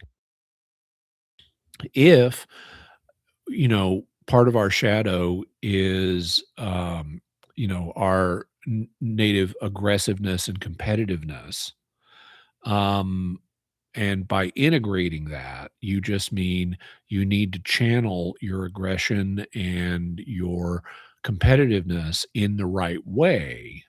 So you're not being aggressive against people who don't deserve it, who aren't threats, and you're not being unduly competitive with people, um, you know, to then well, that seems reasonable to me. Um, that, people do either, and you can debate how much of it is due to the fall and how much of it is due to the way God designed human nature. But we do have a certain amount of competitiveness and aggression and drive to succeed and stuff like that. And those facts need to be acknowledged and accepted and channeled in a constructive way. And that's consistent with Christian morality. So if that's what you mean by integrating your shadow or embracing your shadow, I think it's fine. Also, if it just means, well, you need to acknowledge your bad side, you shouldn't try to pretend it doesn't exist. Well, that's true too. If that's what you mean by embracing your shadow, well, that's pretty minimal, but I would say that's fine too. On the other hand, if embracing or integrating your shadow means I have these evil tendencies and I'm not going to try to correct them, I'm just going to indulge them, then there's a problem with Christian morality.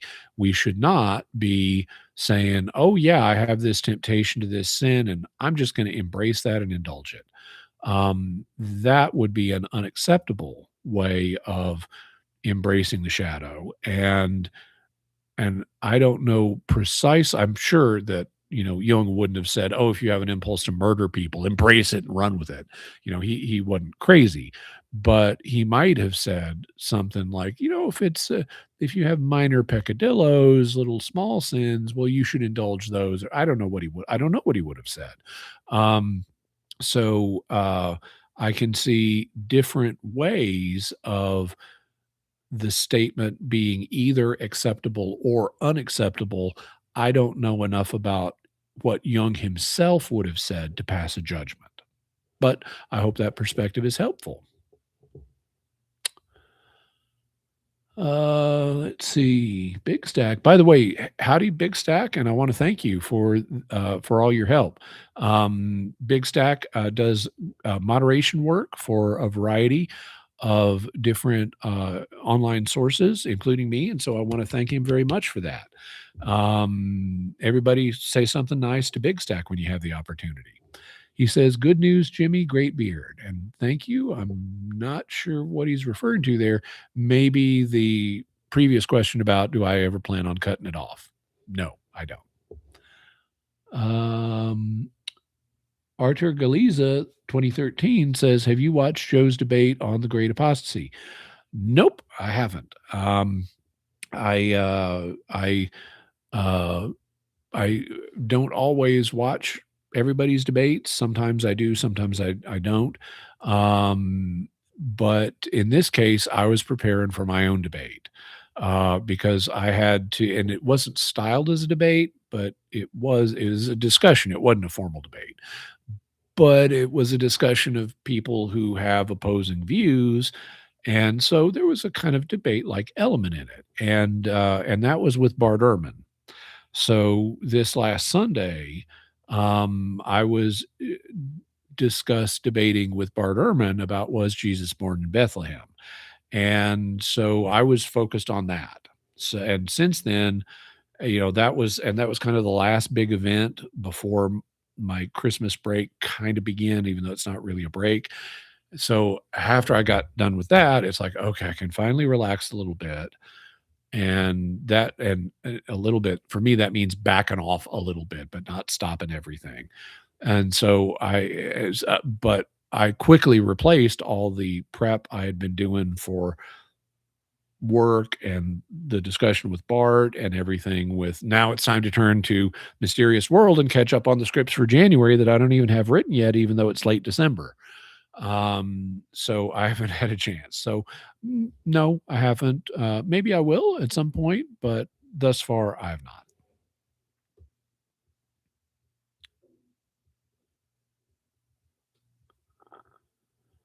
Okay. Uh, Ryan, spelled in a creative way, says, "Do you know of the TV show Supernatural? And what are your thoughts on it combining folklore, mythology, religion all together to make up their reality?" Well, I know of the TV show Supernatural. I have never watched it. And if they combine folklore and mythology and religion together to make up their reality in the fictional universe, I don't see a problem with that. Fiction is fiction, and so it doesn't need to follow the rules that real history and real life does. Having said that, that doesn't mean it doesn't need to follow any rules. It does. Most of them um, are aesthetic rules. There also, though, are moral rules. Like, for example, um, I'll cite the example of Stargate SG-1. Now, Stargate SG-1 is about a team of people who visit other planets, and one of the things that they discover when they start going to other planets is that many worlds have humans on them who were brought there by this ancient race called the Goa'uld. And the Goa'uld are they're kind of snake-like and they're parasitic, and they identify themselves as gods. So there are, and they're really not gods, but they identify as gods. And so the gods of human mythologies, like Egyptian gods, like Osiris and Set and Hathor, they were all Goa'ulds. And Norse gods like actually not the Norse gods, they were something else. Greek gods like Zeus and Apollo and Heracles and so forth. They also were Goa'ulds. And so there's a question, and there's a you can debate either way. I don't think the series ever settles it, but you could debate, were the gods invented first and then the Goa'ulds impersonated them, or did the Goa'ulds come down and introduce the concept of these specific gods? Well, okay, fine, but they basically explained almost all gods from world religions, all over the place in terms of the Goa'uld. And the Goa'uld are very cruel, they are very vicious, they are technology thieves, they are domineering, they don't value human life. They're bad guys.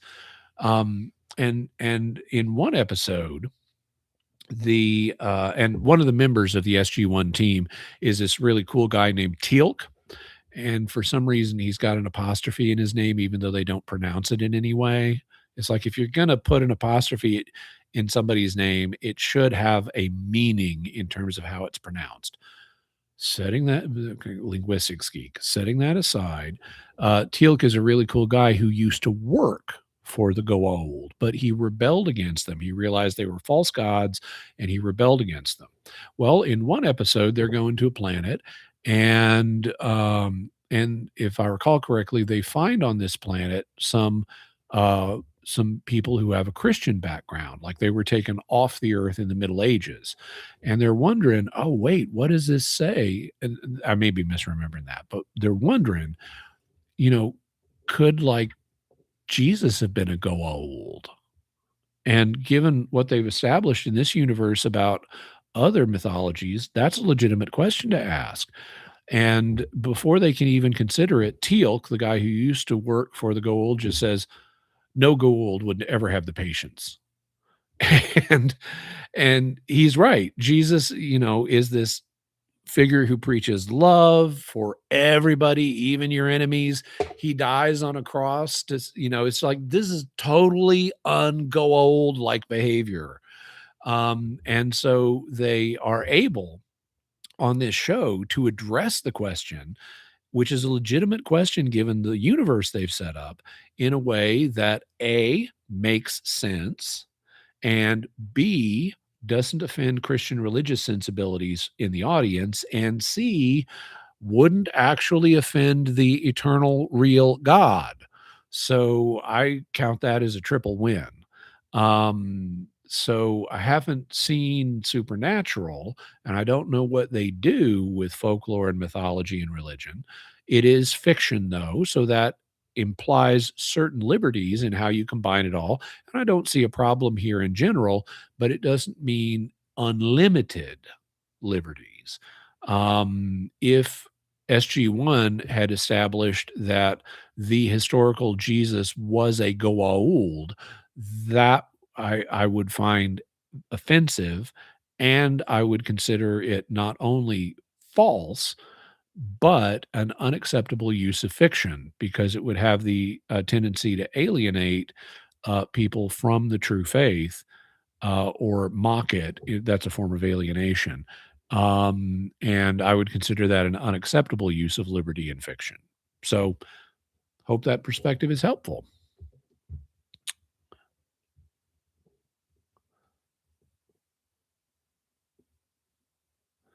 Theo Singtons says, philosophically, how does God create something ex nihilo without that something being of his own substance at all? Thank you.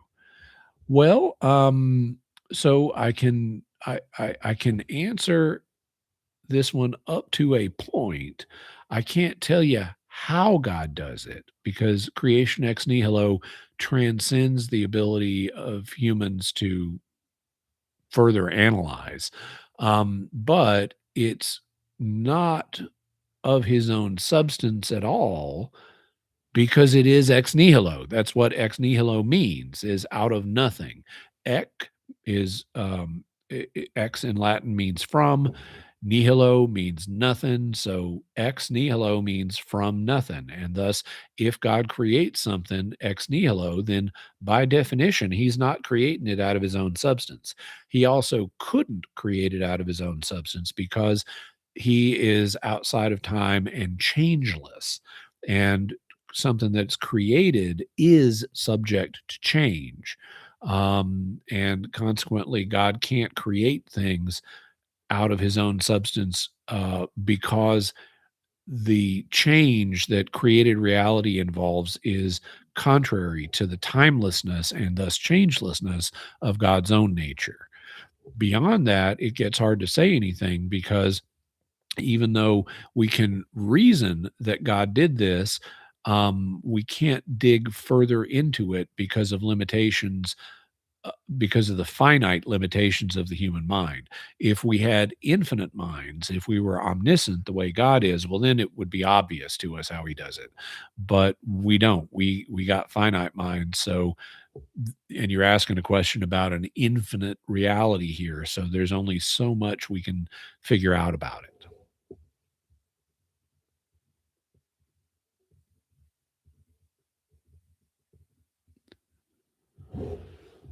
Nine Darth Tyler says, what one of your pipes has the most sentimental value, or just one of your favorite? I'm thinking about starting to use a pipe since cigars are a bit pricey. Thank you. God bless and Merry Christmas. Well, thank you. And likewise. Um, okay, so I don't have a single favorite or most sentimental pipe. I do have favorite styles. This is my long-term favorite style. Um, and the pipe shapes these days actually have numbers. And this is made by a manufacturer called Savinelli. It's part of their Trevi series. And this is a 606 KS. The KS stands for king size. There are different sizes like this. It's the same basic shape, but you can see the blue pipe is smaller. It is not a king size. But I tend to like king size pipes, and I tend to like this shape. It's bent, and so you would say this is a bent pipe as opposed to a straight pipe. Um, I tend to like briar, and this is a classic shape. There are some pipes, and I don't really have a lot of them because I don't like them. But you can get pipes that are really strangely shaped, and I have my limits.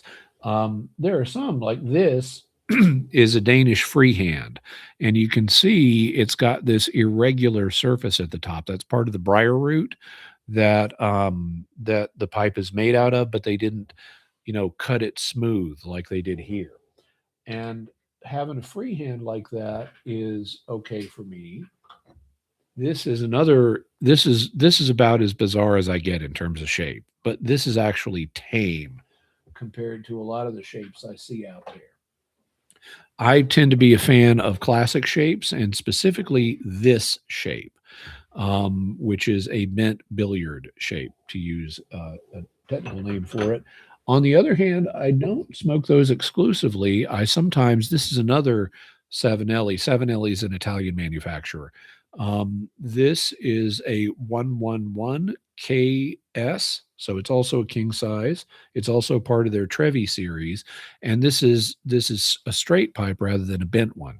I historically have almost exclusively smoked bents, but I do have a few straights, and lately I've been using them. So I've developed a bit more of an appreciation for straight pipes. Um, they also, what you're going to be doing is also has an effect on which pipe is going to be uh, shape is going to be best for you, whether straight or bent. If you're going to be doing anything physical, bent tends to be better. It because it's it's easier for there to be mishaps if it's a straight. Tobacco can fall out more easily and so forth with a straight. Um, at least that's one of the things I've heard. I've never empirically tested it. There are also variations. Like this is a 605 instead of a 606, and you'll see it's basically identical to the 606 with one difference, and that's the stem.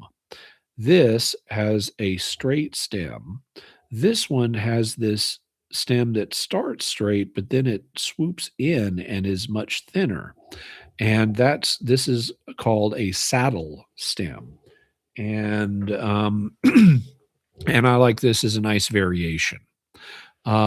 So those I tend to so that's kind of a basic look. I tend to prefer classic shapes. I tend to prefer king size. I like briar, although I have a few things that are not briar. Briar is a root that in the 20th century and subsequently most pipes have been made out of. But those are my preferences. Other people have other preferences, and they're obviously different from mine because when I go to a pipe shop, I see lots of shapes that I think, wow, that's not something I would ever want. But apparently, some people do.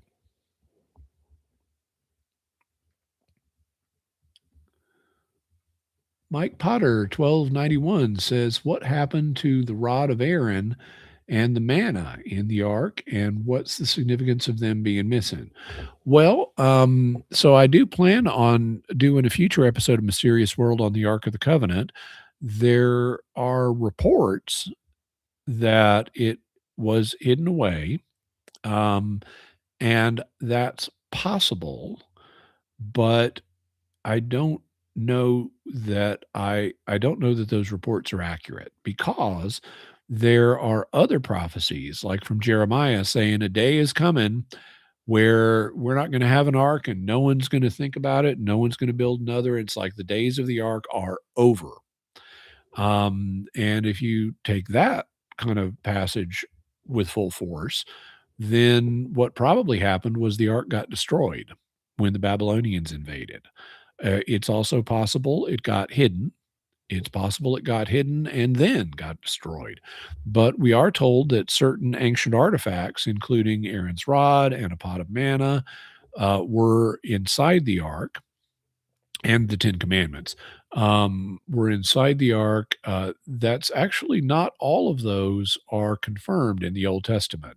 My memory is that the full list is like in the book of Hebrews, but by that point the ark had been gone for hundreds of years. Uh, and as at least according to the prophecies like you find in Jeremiah, it's like there's not really any significance to them being missing other than the age of the ark is over. And so it was God's will for the Israelites to have it for a time, and then it was his will for them to not have it after that time. But I'll look into all that more in the episode on the Ark of the Covenant. My suspicion is that the age of the ark is over, and I'd love it if it turned out it's hidden away somewhere, and it's the answer is not Ethiopia. What's going on with Ethiopia is something different, and I will talk about it um, in um, in the episode I end up doing on the ark. But the true ark is not in Ethiopia, And it would be great if it turns out that it still existed and has survived for the last 2,500 years and not rotted away, because wood does that under moist conditions. Um, I'd love it if we found it, but I don't expect we will. Okay, one more question, then I'm going to take a break for a second. Are you a comic book fan? This is something Mike Ortego asks. Yes, I am a comic book fan. I have been since I was a boy. I still read and collect comics. I'm primarily a DC Comics fan. I have read Marvel. I'm not reading any Marvel currently, but I have read a good bit of Marvel, including the classic Chris Claremont, John Byrne X-Men run. That's kind of when I started collecting comics. But primarily I'm a DC Comics fan. And my all-time favorite superhero team is the Legion of Superheroes. If you're not familiar with them, they're a group of young superheroes in the 31st century. So you get both superheroes and science fiction. What's not to like? Um, the all of the runs of the Legion have been good except for the most recent one, which was by Brian Michael Bendis, and I think it's basically unreadable, and it only lasted a year. Currently, unfortunately, they don't have a Legion comic in print, but I believe I've heard that they're going to be starting one next year, which I will really look forward to. But they're my all-time favorite, but I have and read other comics, mostly DC, some by other publishers. I even read a little bit of manga, but not too much. So hope that helps. And now I've been going for 2 hours, and I'm gonna go get myself some additional sources of hydration, and I'll be right back in a minute. Talk amongst yourselves.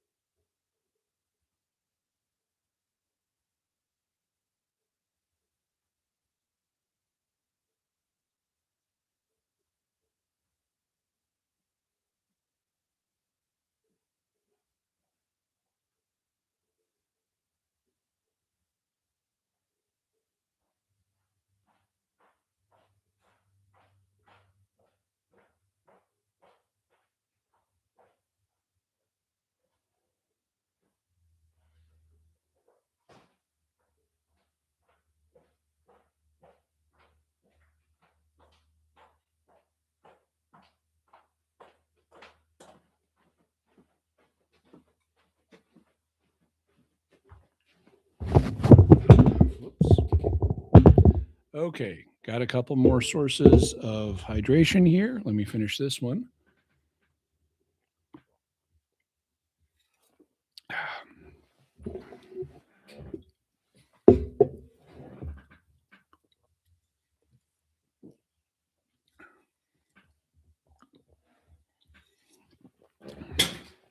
There we go. Ah.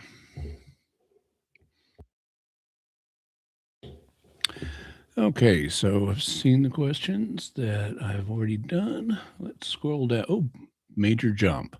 Okay, that may have just caused me to miss some questions, but let's see. Ezekiel Crow 8969 says, as an elder orphan, I am glad you do this and hope you get out of it as much as we who spend Christmas alone do. Well, thank you. I do get a lot out of it. Um, and and so and I'm no spring chicken myself, and I also am an orphan at this point. Both of my parents have passed on. I fortunately do still have a brother and sister and their families, and I've got cousins.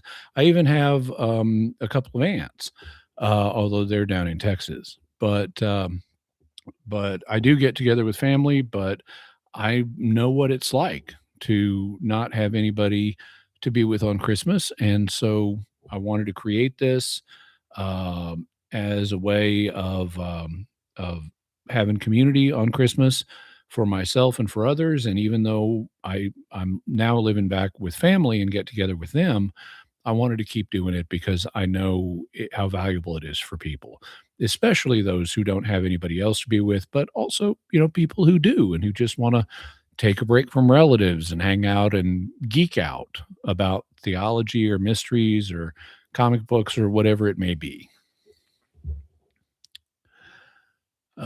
Tracy H 3799 says, I sometimes watch competitive eaters. Two questions. How is it possible for the human stomach to eat that much? And does that type of eating technically fall under gluttony? Okay, so I actually have I don't I have some experience with this form of entertainment, competition, whatever, in terms of watching it. I actually watch Beard Meats Food, who is a YouTuber that does competitive eating, but he also has a channel where he takes on restaurant food challenges. Now, it's scrolled up again. Okay, here's the question. So, how is it possible for the human stomach to eat that much? Well, stomachs are stretchy and, in fact, they're not made of bone, they're made of muscle and they have a muscular wall around them and they stretch. Now, people sometimes think that they get bigger or smaller depending on how much you eat over a period of time. So sometimes people will say, like, if they've reduced the amount of food they eat, they find they can eat less and they think, oh, my stomach has shrunk because I'm eating less now. But that's not what's going on. Your stomach is the same physical size it always was, but your appetite and your satiety level, that's when you feel satisfied. It's like, oh, I don't want to eat anymore. That has changed because of the changed food input. But physically, your stomach does not shrink in that way. It's the same size it's always been, but it is expandable. It is stretchy. And also, it's just the first part of your digestive tract. As you poke more stuff down, your digestive tract moves other things along to make room for it. I don't know if you have ever noticed this, but you may notice that if you, let's say you ate yesterday and you eat a new meal today, you may need to go to the bathroom not too long after you ate the new meal. The reason for that is the meal you ate yesterday has already been processed a good deal and is lower down in your digestive tract.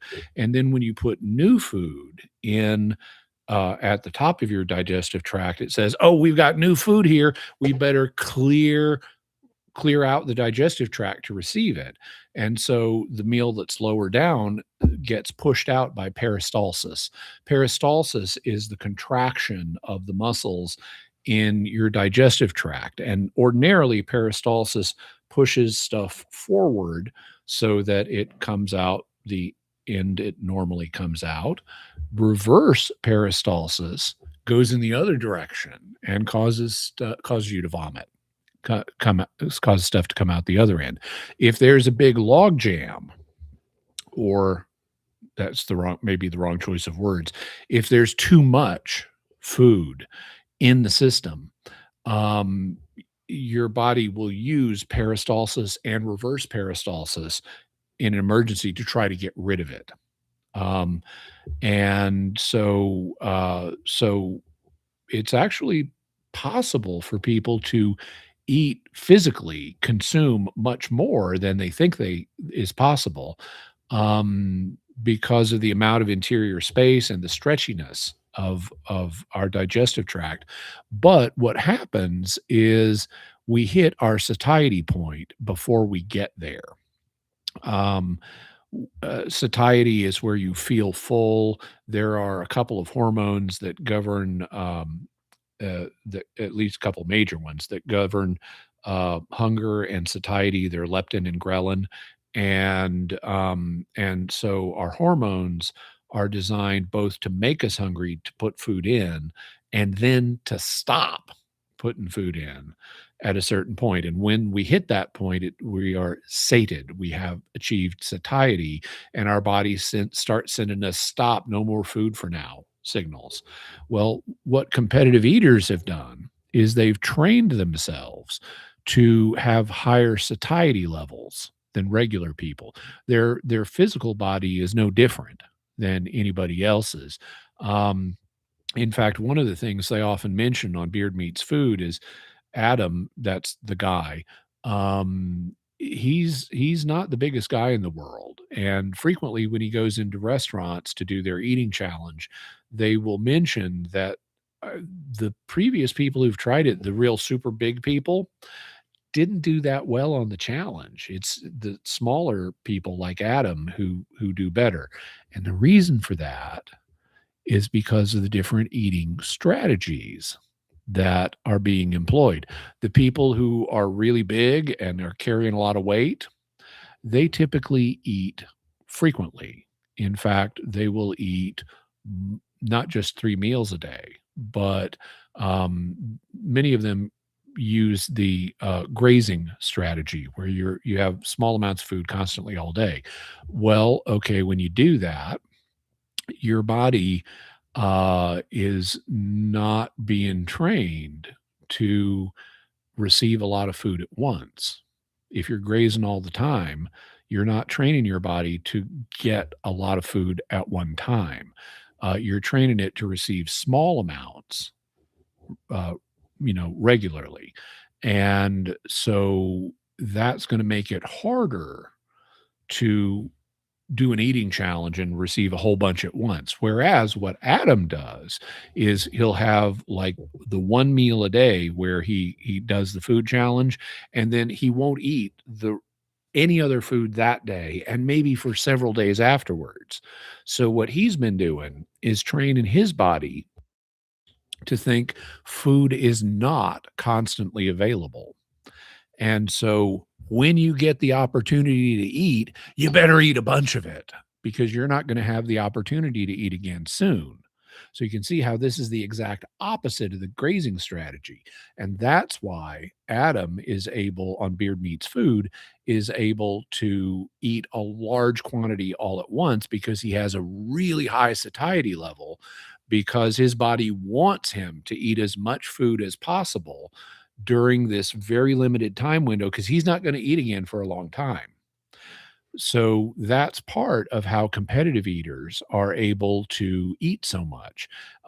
They are much more likely to be using a strategy like Adam, which involves eating less frequently than eating all the time.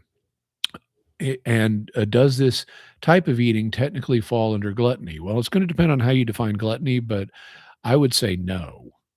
Gluttony is eating, I mean, there are extended metaphorical forms of gluttony, but if we're talking about gluttony as it's historically been understood, I would say that gluttony is defined as eating in such a way that it substantially uh, harms one's body, and simply consuming a large amount of food at once doesn't do that if you balance it out with with I'm not going to eat again for anything else this day, or for I'm not going to eat again for 3 days, or I'm not going to eat again for a week, or whatever. You can consume any amount of food that you can physically receive in one sitting, and it's not going to hurt you. Humans are not designed for the grazing strategy. That's why so many people today are so overweight, because this grazing strategy got recommended a few decades ago, and it's directly because of the advice that which is economically driven due to regulatory capture of various government agencies pushing this really bad eating advice on the American public that has produced the American obesity epidemic. Um, I mean, think about it for a second. The famous food pyramid that we had for years and years and years? You know who put that out? Was it the Centers for Disease Control? Was it the National Institutes of Health? No, it was the FDA, the Food and Drug Administration.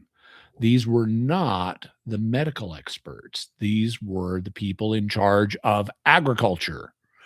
And so they were subject to what's known as regulatory capture. Regulatory capture is what happens when a regulating agency is captured or taken over by the people it's regulating. So you have someone like, for a big major agribusiness, who they've been working with the agribusiness for a long time, and now let's get them a government appointment, and they go into the FDA because they know all about the agribusiness. They just spent 10 or 20 years working in the agribusiness. So now let's make them a regulator of the agribusiness. And thus, the ideas of what the people in the agribusiness want to happen get injected into the leadership of the people doing the regulating. And this is what's called regulatory capture. And so you had lots of bad food advice that basically served the interests of American agribusiness, and that led to very destructive eating habits, like the idea of, oh, you should eat 6 small meals a day or something like that. That's bad. Humans are not designed for that. Humans are designed, like every other animal, to grow up in an environment of scarcity where you don't have access to food most of the time. So most of the time you need to fast, that because you just don't have the food. And so that's what we're built for. And when you're lucky enough to get food, like your tribe brings down a bison or a mammoth or something, then you need to be able to gorge, because you're not going to have access to food again regularly for some time. So humans are actually built to fast and then have larger amounts of consumption when they do have food available. And if you take it to the other extreme and say eat constantly, but smaller amounts, it's not going to work out well. And that's one of the reasons that has led to diabetes and obesity and the various problems that cascade off from those. But if you're interested, you might want to check out, and I'll get you the episode number. You might want to check out episode 21 of Jimmy Akin's Mysterious World.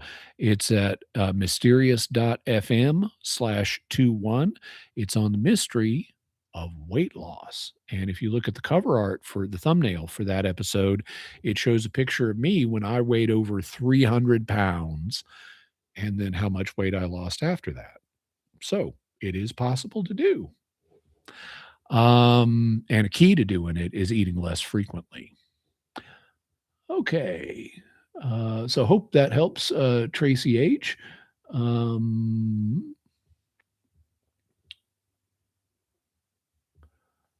Kingdom XE10W says, do you have any plans to cover the most well-evidenced exorcism cases for Mysterious World? Yes. And the more I can find of them, I would love it. One of the problems with a lot of exorcism cases is it can be very hard to get good data on them, because it's like medical cases. Um, Patient privacy is a big deal. They have a lot of exorcism cases, that have documentation over in Rome, and for patient confidentiality reasons, they don't give access to them. You don't want, just like if someone has an embarrassing medical condition, you don't want to document it for the world. You want to honor this person's privacy. Well, if someone's been possessed by a devil, you don't want to just broadcast it to the world. You want to honor their privacy. And so that makes it hard to get data to go into these cases in the way I would want to. There are, of course, anonymized accounts, and some of these anonymized accounts are issued by people um, who I don't consider reliable. Like, for example, Malachi Martin. I don't consider him a reliable source. Others are, you know, so I won't go through a list of sources, but I am actively on the lookout for exorcism cases that are well documented, and specifically where there is good evidence that a demon was involved. I know of cases where there is documentation, but the evidence of this is a really strong case of demonic possession. That's where the evidence points. I have not yet found the kind of case I want. The famous case that's part of The Exorcist, that the Exorcist movie is based on, is not such a case. Um, we do have actually good documentation on that case, but it looks like it was not a demonic possession. The evidence points away from that in that case, and exactly where it points is something that I won't spoil, but it looks like that was not actually demonic possession. There's another case, which I actually am planning on doing fairly soon, that was in the early 20th century in America, and if it was demons, they made a bunch of predictions that were later falsified. So it's at least a cautionary tale against believing what appears to be a demon. I mean, I'm of the opinion you should never trust anything demons say. Demons are lying liars who lie and are working for the father of lies. So never believe anything a demon tells you. And there are exorcists out there who are not only believing what they're telling them, which is type 1 necromancy, using the medieval definition of necromancy. But they're preaching it and passing it on to other people, and they shouldn't be doing that. Merely saying, "Oh, I command you to tell me the truth in the name of Christ," that doesn't do it. As other exorcists like Gabriel Amorth will admit, they will still lie when you tell them to tell the truth in Christ's name. That doesn't compel them. So you can just, as far as I'm concerned, never trust anything a demon says. But I am actively on the lookout for well-documented cases of actual demonic possession, and I will be covering a range of different reported demonic experiences. Some of them where the evidence points to demonic possession, and some of them where the evidence points to other possibilities. Because we need to be aware of all the possibilities and not just focus on ones that fit a particular narrative. Let's see.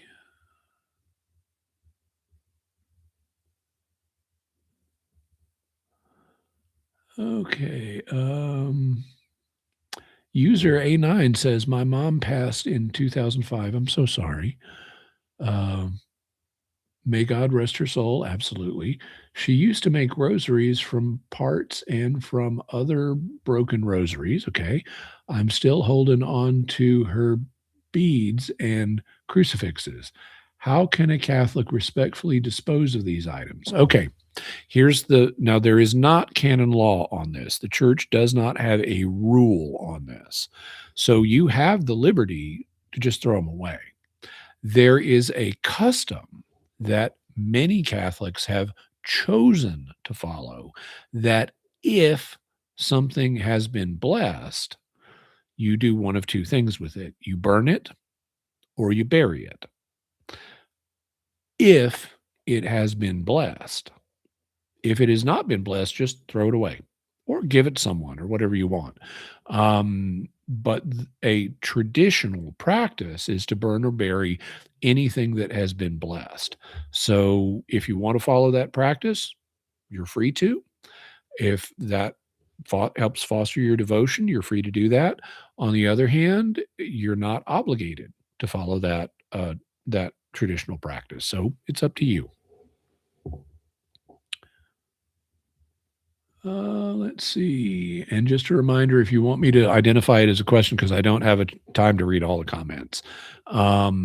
If you want me to spot it as a question, put a Q in front of it.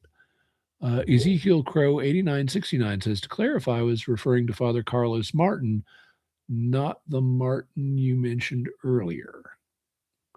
Okay, my memory is fuzzy. I don't recall mentioning a Martin earlier, not in the context of exorcism. And I'm aware of who Father Carlos Martin is, but I was not referring to him earlier.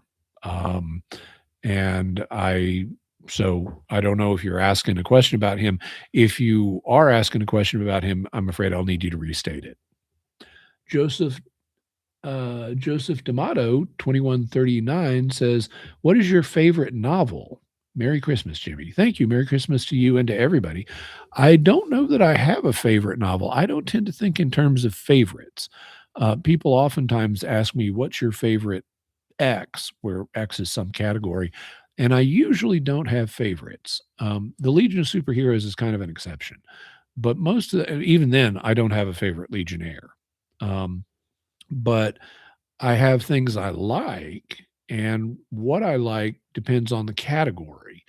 Um, I mean, like, for example, with detective fiction, well, I like the Sherlock Holmes stories. I've read all of them multiple times. With sticking with literature now as opposed to TVs or movies. With science fiction, I like Larry Niven's Known Space series. I like a lot of Jerry Pournelle's a Codominium series. I think Jerry Pournelle is a really good writer. I like H.P. Lovecraft's cosmic horror and some of his dream cycle stories. I like Tim Powers' modern fantasy. And there, I actually do have, of the novels of his I've read, I haven't read them all yet, but of the ones that he's done, my favorite, I like multiple ones. My favorite is Expiration Date. I really love Expiration Date. And I'm told that's not even the best. I've been told one of his other novels is the best, but I'm saving that one. I'm kind of building up. But thus far, um, I really love the Tim Powers novel Expiration Date. So I don't really have a favorite novel, but those are some of the books that I really like.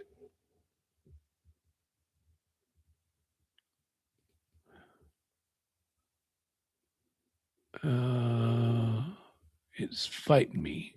There we go. Um, okay, here's a question, and I may miss some questions. If you suspect I've missed yours, you're always welcome to repost it. Um, Crazy Dove says, "Hi, Mr. Aiken. How familiar are you with evidence for religions aside from Christianity?" Well, it depends on the religion. But I make a point of studying world religions. Um, I know the basic beliefs and mm, practices of all the major world religions. In terms of evidence apologetically for them, my impression is that most of them do not have substantial developed apologetics. Hinduism is a collection of it's hard to even call it one religion.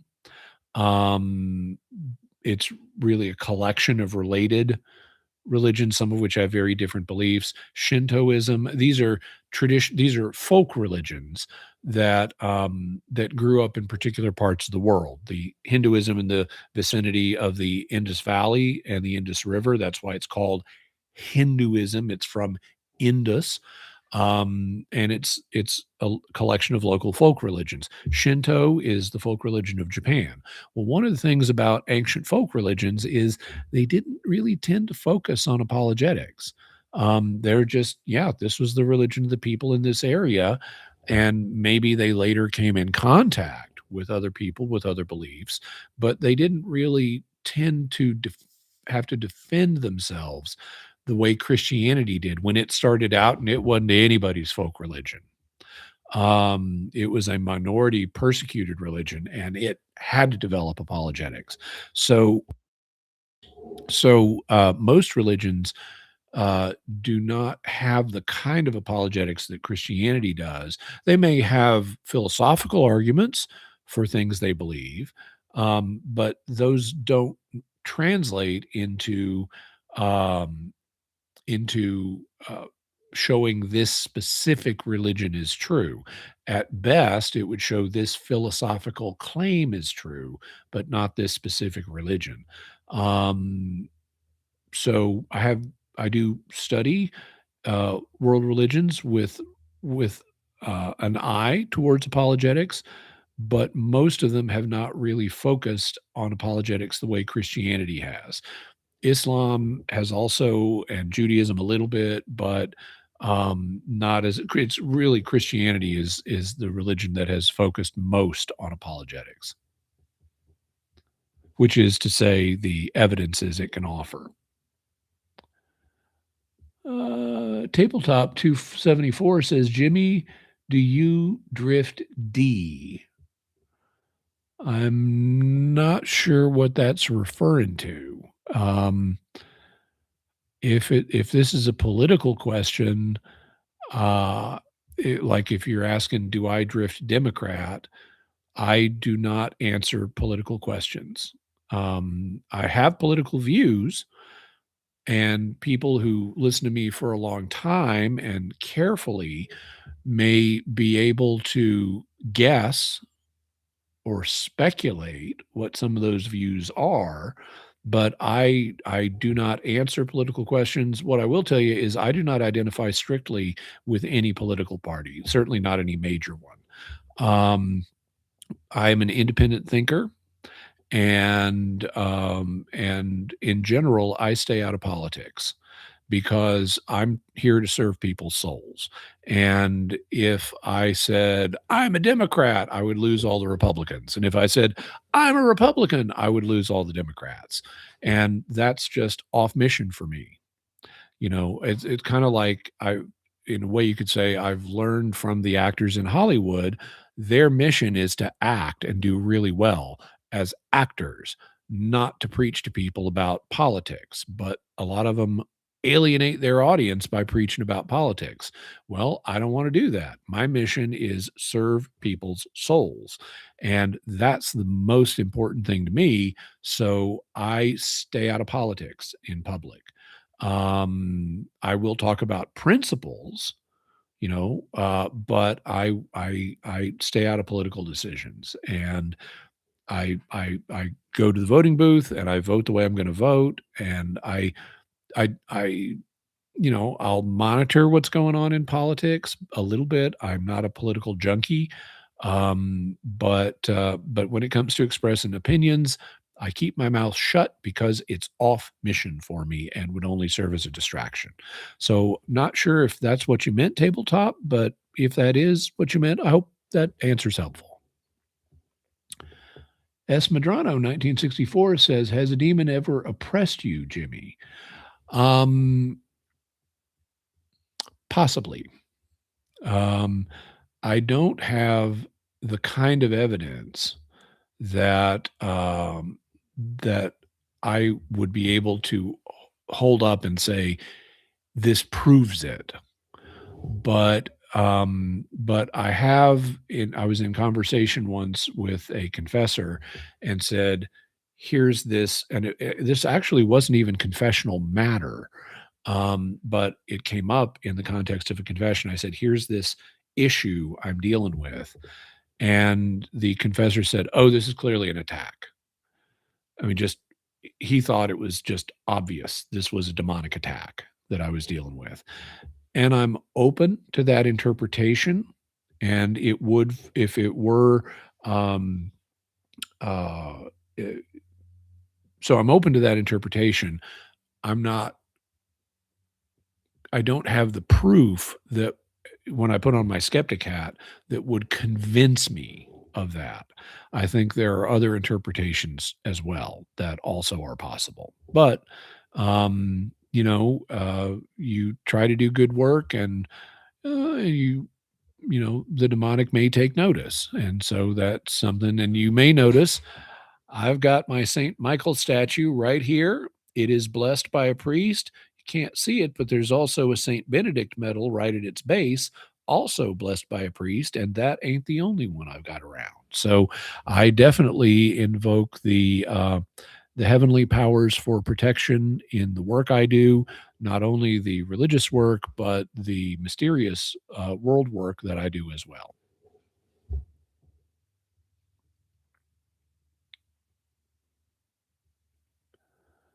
John Davis 5654 says, "Do studies of identical twins separated at birth show that free will isn't so free? For example, is more important is nature, for example, nature is more important than nurture." Um, there are it's going to depend on what you're talking about. There are cases of identical twins raised apart that are startling. Um, and, like here we got these two guys, they dress the same, they drive the same kind of car, they're married to women with the same name, they smoke the same kind of cigarettes, and it just goes on and on. And they've got all these similarities. And that suggests that there may be a genetic or nature component that's affecting some of these decisions in ways we wouldn't expect. Now, it's something that can only be playing a role. Let's suppose you've got two identical twins raised apart and they both smoke some obscure brand of cigarette. It can't be one of the major ones like, oh, Marlboros or Camels. You're going to have lots of people who smoke those. Let's suppose it's some niche fringe, let's say clove cigarette. It's not even tobacco, it's cloves. Um, and it's imported from Russia. Okay. Well, clove cigarettes are not part of human evolutionary history. So there wouldn't be evolutionary pressure on a particular stretch of the human genome to be attracted to Russian clove cigarettes in particular. They're too recent an arrival to have had an impact on the human genome. So if there is a genetic component here, if this is not just random chance, it has to be something that's deeper, that's doing something else. And you put the person with this gene in this environment, and they may have a higher than average chance of preferring Russian imported clove cigarettes, but that's not what the gene is targeting. So there are some studies that suggest significant genetic contributions, but there's also very significant studies suggesting that nurture rather than nature is important. And there are instances suggesting free will is important. In fact, I've got an episode of Mysterious World that I've been researching. Um, I haven't written the script for it yet, but it involves identical twins who have the same genetic code and made radically different choices in life, indicating free will. Now, I'm not going to spoil what episode that is, and I'm not going to hint at when it might come out. I don't even know when it might come out. But I know of a case where you've got identical twins who have the same genetic code and went in radically different directions. And that's a twist in this episode because it's not going to be obvious at the beginning of the episode that we're dealing with twins. That's going to come out of left field. And so I want to preserve that as I don't want to spoil that. So I'm going to keep the rest of this case to myself for now. But in an upcoming episode of Mysterious World, we are going to illustrate just how far twin free will can diverge.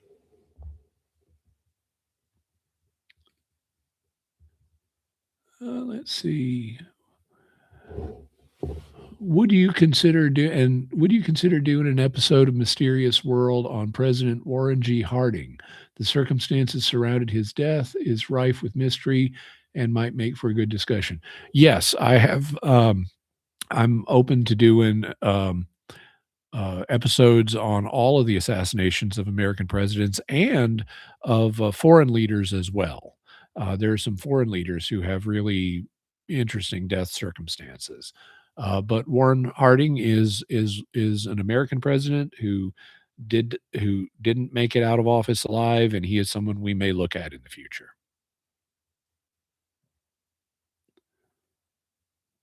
Ezekiel Crow 8969 says, I have more or less gothic aesthetic.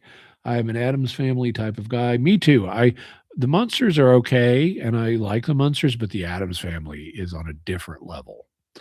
Do you think it is conflict or accentuates Catholic life? After all, Gothic came from Catholics. Well, okay, Gothic architecture came from Catholics, but in terms of an aesthetic, I would say what they say in Latin, "De gustibus non est disputandum." In other words, there is to be no disputing about tastes. If someone has a Gothic aesthetic, it's certainly compatible in literature or dramaturgy or, whatever. It's certainly compatible with the Catholic faith, but it's not required by Catholic faith. If someone is a Catholic and says, "Yeah, I don't like that. That's not my thing," um, then I wouldn't look down on them and say, "Well, you're not the kind of Catholic you ought to be." No, it's a matter of personal choice. Imjule84 says that Eucharistic miracles are impossible to replicate under laboratory conditions, would make them fundamentally unprovable under scientific scrutiny, question mark. Well, okay, as with any scientific issue, and I need to open another one of these drinks. As with any scientific issue, it's going to depend on what you mean by proof. I mean, you never get certainty in the natural sciences. You can get certainty in mathematics, but not in the natural sciences because they're dependent on observation, and observation can always be mistaken or misinterpreted. Um, so you'll even have many scientists saying things like, well, technically, we don't have proof. You have proofs in mathematics, but you don't have proof in science in anything but a loose sense. You have mounting evidence and for particular proposals, and the evidence may mount so high that it's not rational to spend time worrying about other alternatives, but you never get final convincing proof in the natural sciences because scientific method just doesn't produce that. Having said that, if you use the word proof in a more relaxed sense,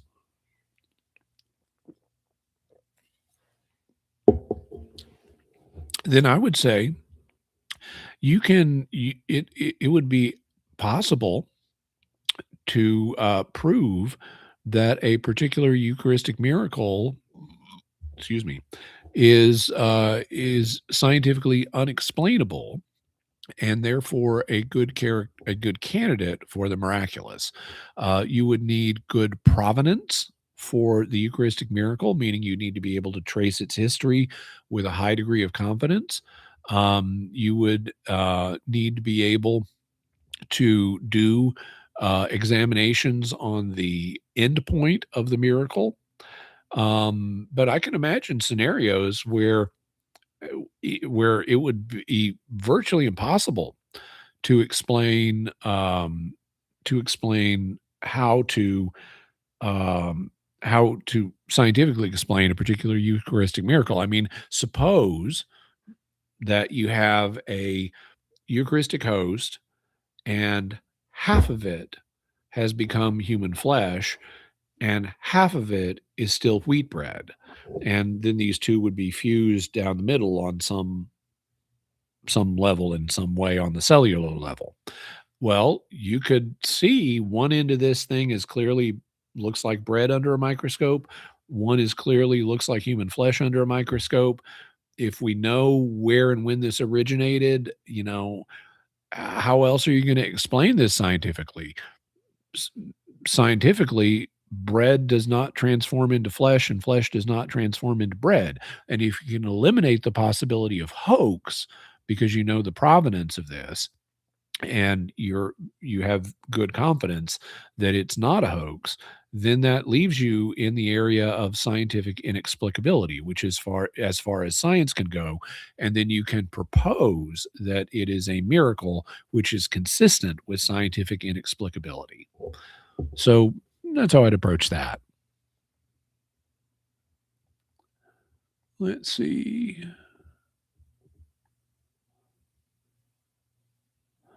Uh, El Rahi says, why do you think religious questions for you trend towards specific topics at different times? You mentioned this in your guardian angels.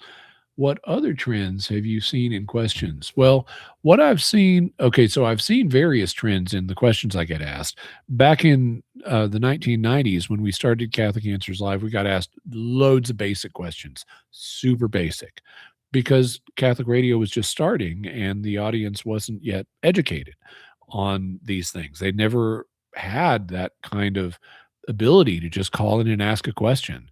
I mean, maybe you could ask a priest, but he's got a lot of stuff going on. He's greeting people after mass. He's not going to give you a 7 or 10 minute answer like I will.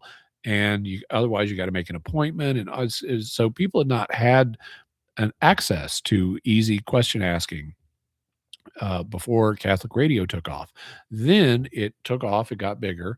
As it got bigger, the audience got more educated and the level of the questions started to rise. They started to get more complex and more sophisticated and more obscure. Then Catholic radio grew again, and you got a lot of new people coming in, and now you have kind of a mix of some people ask very basic questions, which between you and me, I get sick of answering, but I'll answer them anyway.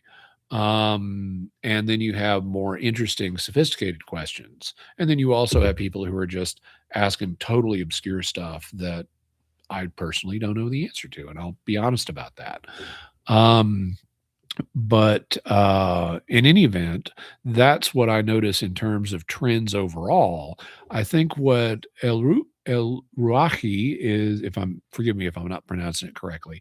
Um, I think what they're asking is about something that I've noticed, which is that very frequently I have had the experience of studying an obscure subject that I am not likely to be asked about.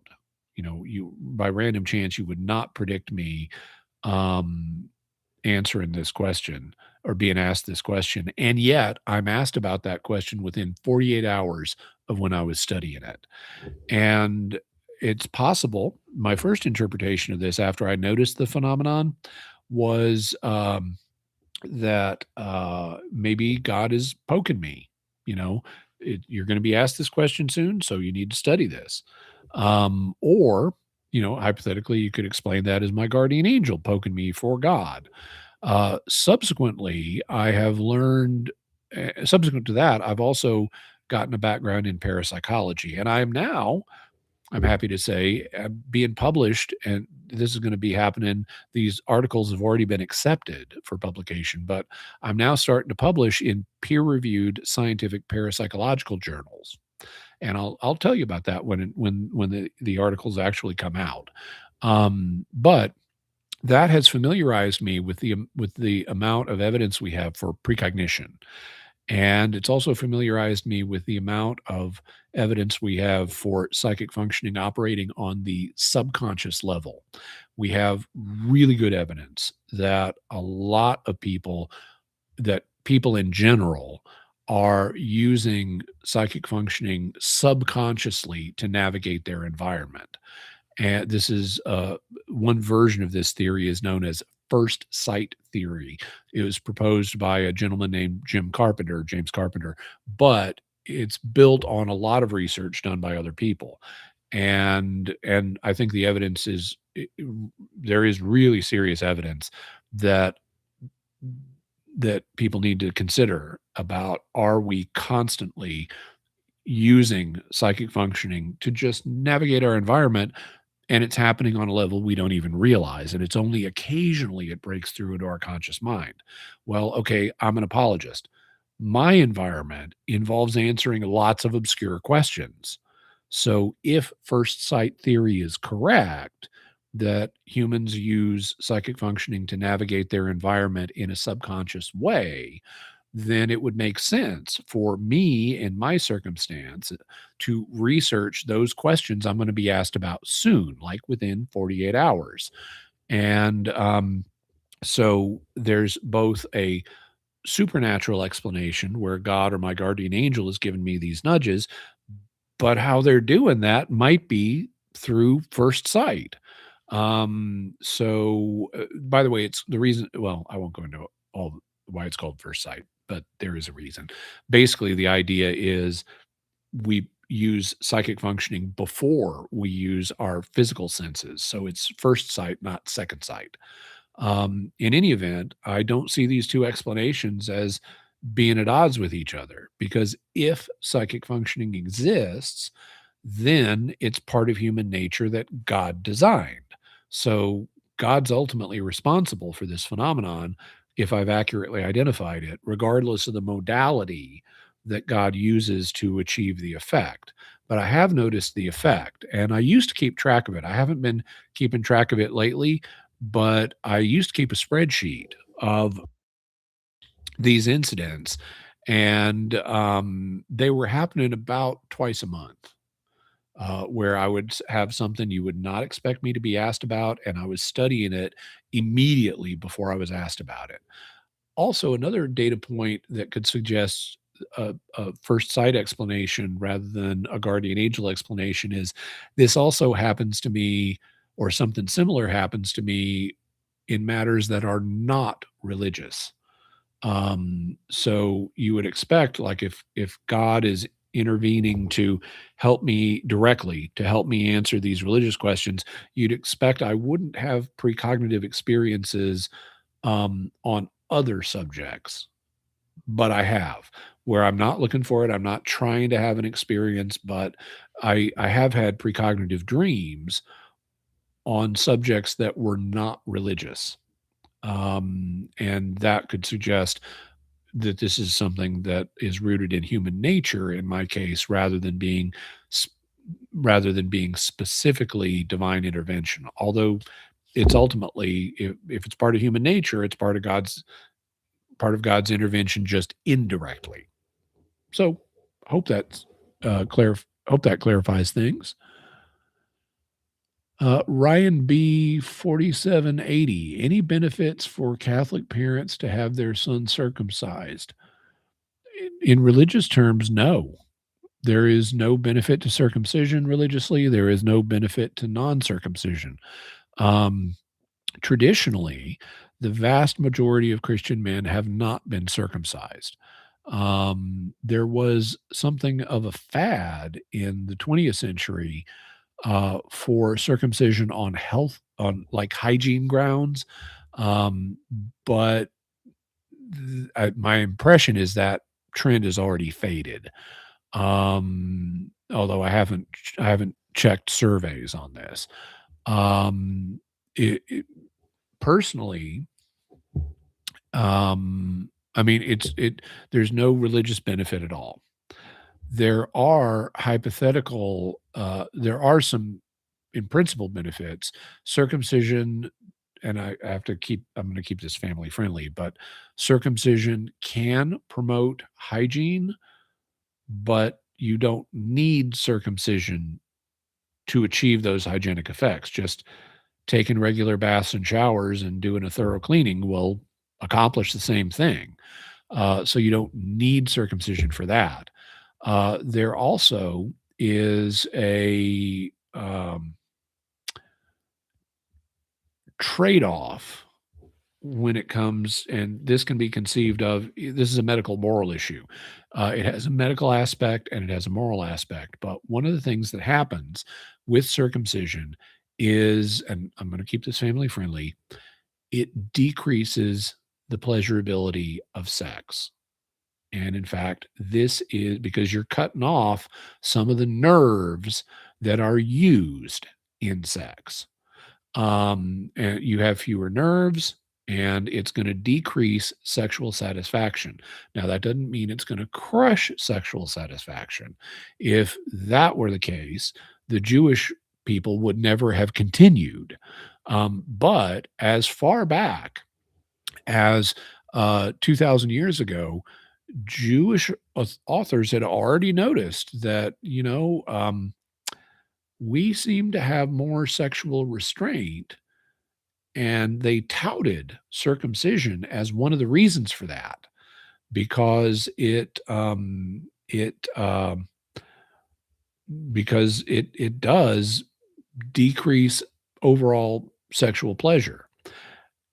Now, that can be a good thing, that can be a bad thing. If it were me, and this is so I've both options, circumcising your child and not circumcising your child, are both religiously acceptable options. There is no difference in terms of how pleasing they are to God in principle. Having said that, I will offer an opinion on this because circumcision decreases sexual status. It seems to, based on the reading I've done, at least. I could be mistaken, but based on the reading I've done, it does seem to decrease sexual satisfaction in later life. I would not want to take that responsibility on myself for my sons. I would leave my sons uncircumcised. But if I had sons, but that's my opinion, and other opinions are legitimate. So you can make your own decision, but that's what I can offer you for input. Hope it's helpful. Let's see. Lavro Baksic, 4246 says, personally, what would you do in the trolley problem and why? Well, there's bunches of versions of the trolley problem. For people who may not be familiar, the trolley problem is a philosophical problem that's designed to tease out moral intuitions. Here's the basic idea of kind of the first version of the trolley problem.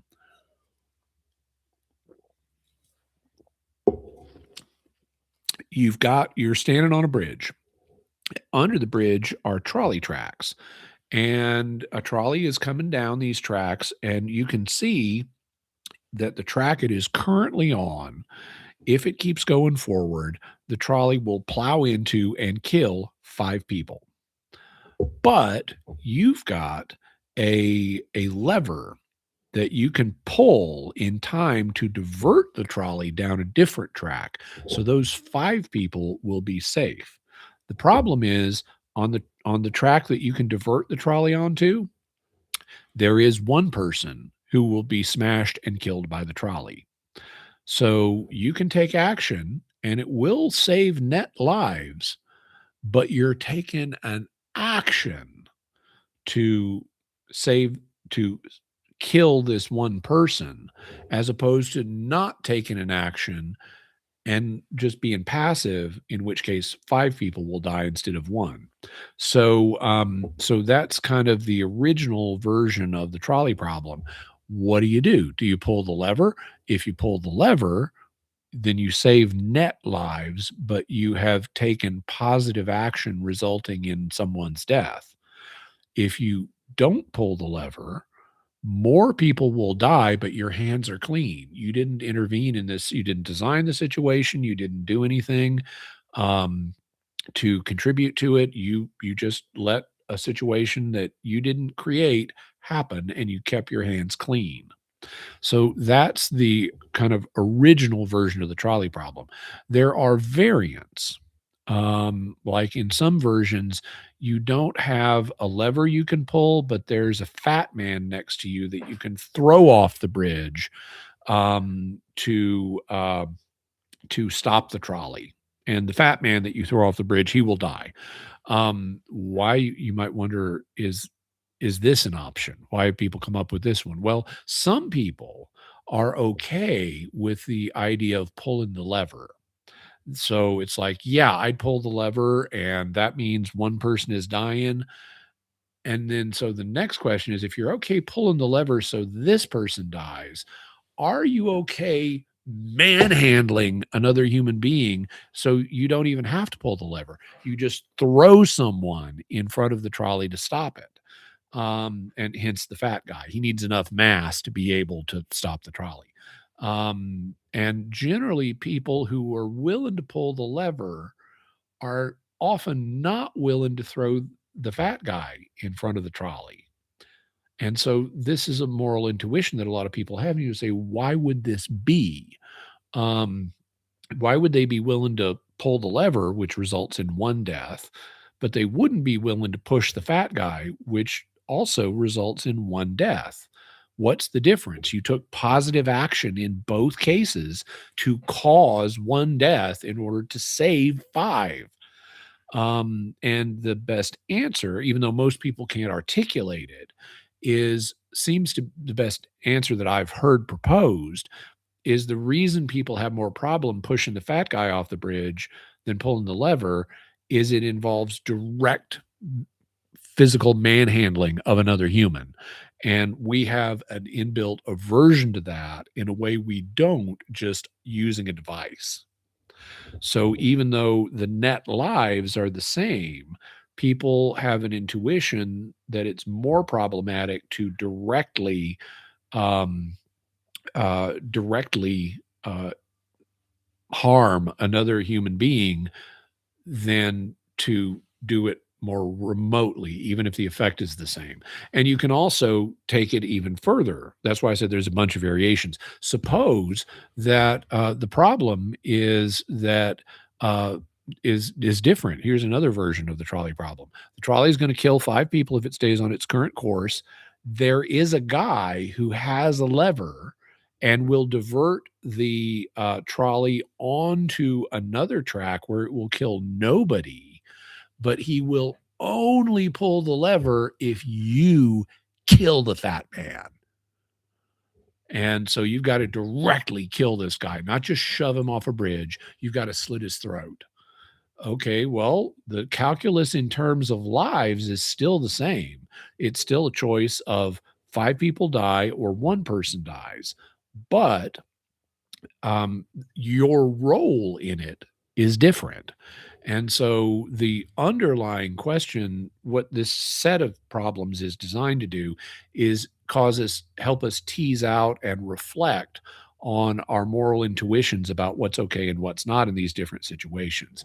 So when I'm asked, what would I do in the trolley problem? I've got to say, well, which version of it? Because there's a bunch. If you're asking about the basic version, um, I know what my instinct would be. My instinct and it would be uh, pull the lever in the first version of the trolley problem. It would mean that one person will die, but I've saved five lives, and the death of the one person was neither my end. I wasn't trying to kill this person as an end. I didn't want that person dead. And I didn't kill this person as a means to another end. Because I didn't kill this person and his death resulted in the five people being saved. I saved the five people and this person, and if I could have stopped the trolley, um, or yelled to this person to get off the track so they wouldn't die, then I would have done that. It's their death is not a means to saving life or an end. It is a foreseen side effect. and negative foreseen side effects can be tolerated if there is a counterbalancing good. And in this case, there is a counterbalancing good. It's the saving of the 5 lives. So, this is a choice where this is an instance where I would say Catholic moral theology would actually support pulling the lever if there are no other options. Either the one person dies, I have no way of stopping that, or the 5 people will die. In this scenario, Catholic moral theology would support pulling the lever. It would not support other things. I could not directly kill this person in order to save those people. Like, I couldn't, let's suppose the lever is on the other side of the innocent person, and I need to shoot a bullet through the head of the innocent person in order to hit that lever and divert the trolley. In that case, the person's death would be a means to the end of saving these people, and it would violate the law of double effect. So, under the law of double effect, the way the scenario has been set up, I could and would pull the lever, and that would be my instinct in the first version of the trolley problem. Jedi Master Yoda says, "Is it true that people are attracted to personalities that correspond to the personality of their parent of the opposite sex if they have a good relationship with them?" I don't know. I do know that there is a reported phenomenon that people tend to marry people that they look similar to. So it's like I grew up around people who looked a certain way and I marry someone like that. They also may tend to marry people with personalities like the ones they were raised with. Um, but I don't know of research that has been done of personality preferences based on this specific fact pattern. There may be studies on this. It wouldn't surprise me if there were. So there may be studies on this, but um, I would be somewhat cautious with them because one of the things that actually, and this is actually due to parapsychology, one of the things that's been uncovered is there is a replication crisis in regular psychology and in other branches of science. So this is a psychological or sociological question, really psychological, um, and a lot of research uh, is flawed. And so you have to be really careful in how you do your studies.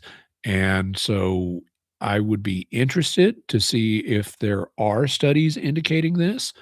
It's possible that there are studies. It's possible that they do indicate this, but I would want to see replication because independent replication, because a lot of studies are for one reason or another, and there's actually a whole bunch of different reasons, but a lot of studies today are simply wrong, especially in psychology.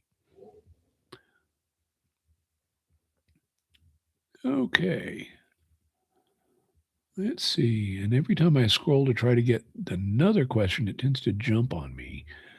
So I think I'm at the bottom of the chat right now. We've still got an hour to go. If people want to ask me questions for another hour, I've already tried singing Gilbert and Sullivan. I didn't see reaction to that. I assume there was reaction to that. Um, oh, here's a question. Just scrolling up a bit. Ryan B 4780 says response to people who say idiomotor effect is insufficient to explain Ouija board. Also, any credible reports, if I assume that's of demonic activity directly tied to Ouija board use. Um, okay, so let's define our terms for people who may not know. Now, Ouija board is something that it's a toy that used to be is I forget if it's Milton Bradley that owns the copyright or the patent on it, but it's a modification of what used to be called a talking board or a spirit board. back in the 19th century, they had these boards where they would put the letters of the alphabet, sometimes the numbers, sometimes things like yes or no or goodbye on them, and they would sometimes use like a glass. They'd take a wine goblet and turn it upside down. And people would put their hands on the wine goblet, and it would move around and spell out messages to them. Then they also had another device that was used called a planchette, which was a little plank, and it had room for a writing pen in it. And people would put their hands on the planchette, and it would move around, and it would do automatic writing. It would spell out messages in written form. And then I forget exactly the year, but about 100 years ago, a toy manufacturer gets the idea, let's stick them together. So let's take a talking board or a spirit board and include a planchette like device, which is basically a pointer. And they didn't need to put the pin in it at this point, but and today they make them out of plastic and stuff. But basically, a Ouija board is a letter board. It also has things like numbers and yes and no and goodbye. And you put a little plastic thing on it called a planchette, even though it's a little different than the original little plank device. And you put your fingers on it, and it moves around, and it spells out messages.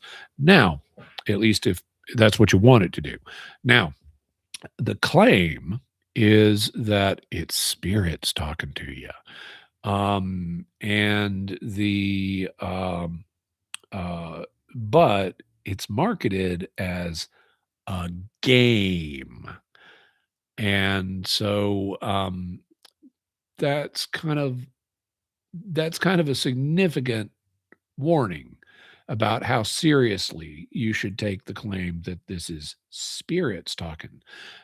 In what has been discovered, and this was a finding based on science from around the fin de siècle, the turn of the century, um, is that there's an effect known as the ideomotor effect that is involved in a lot of seance-like phenomena.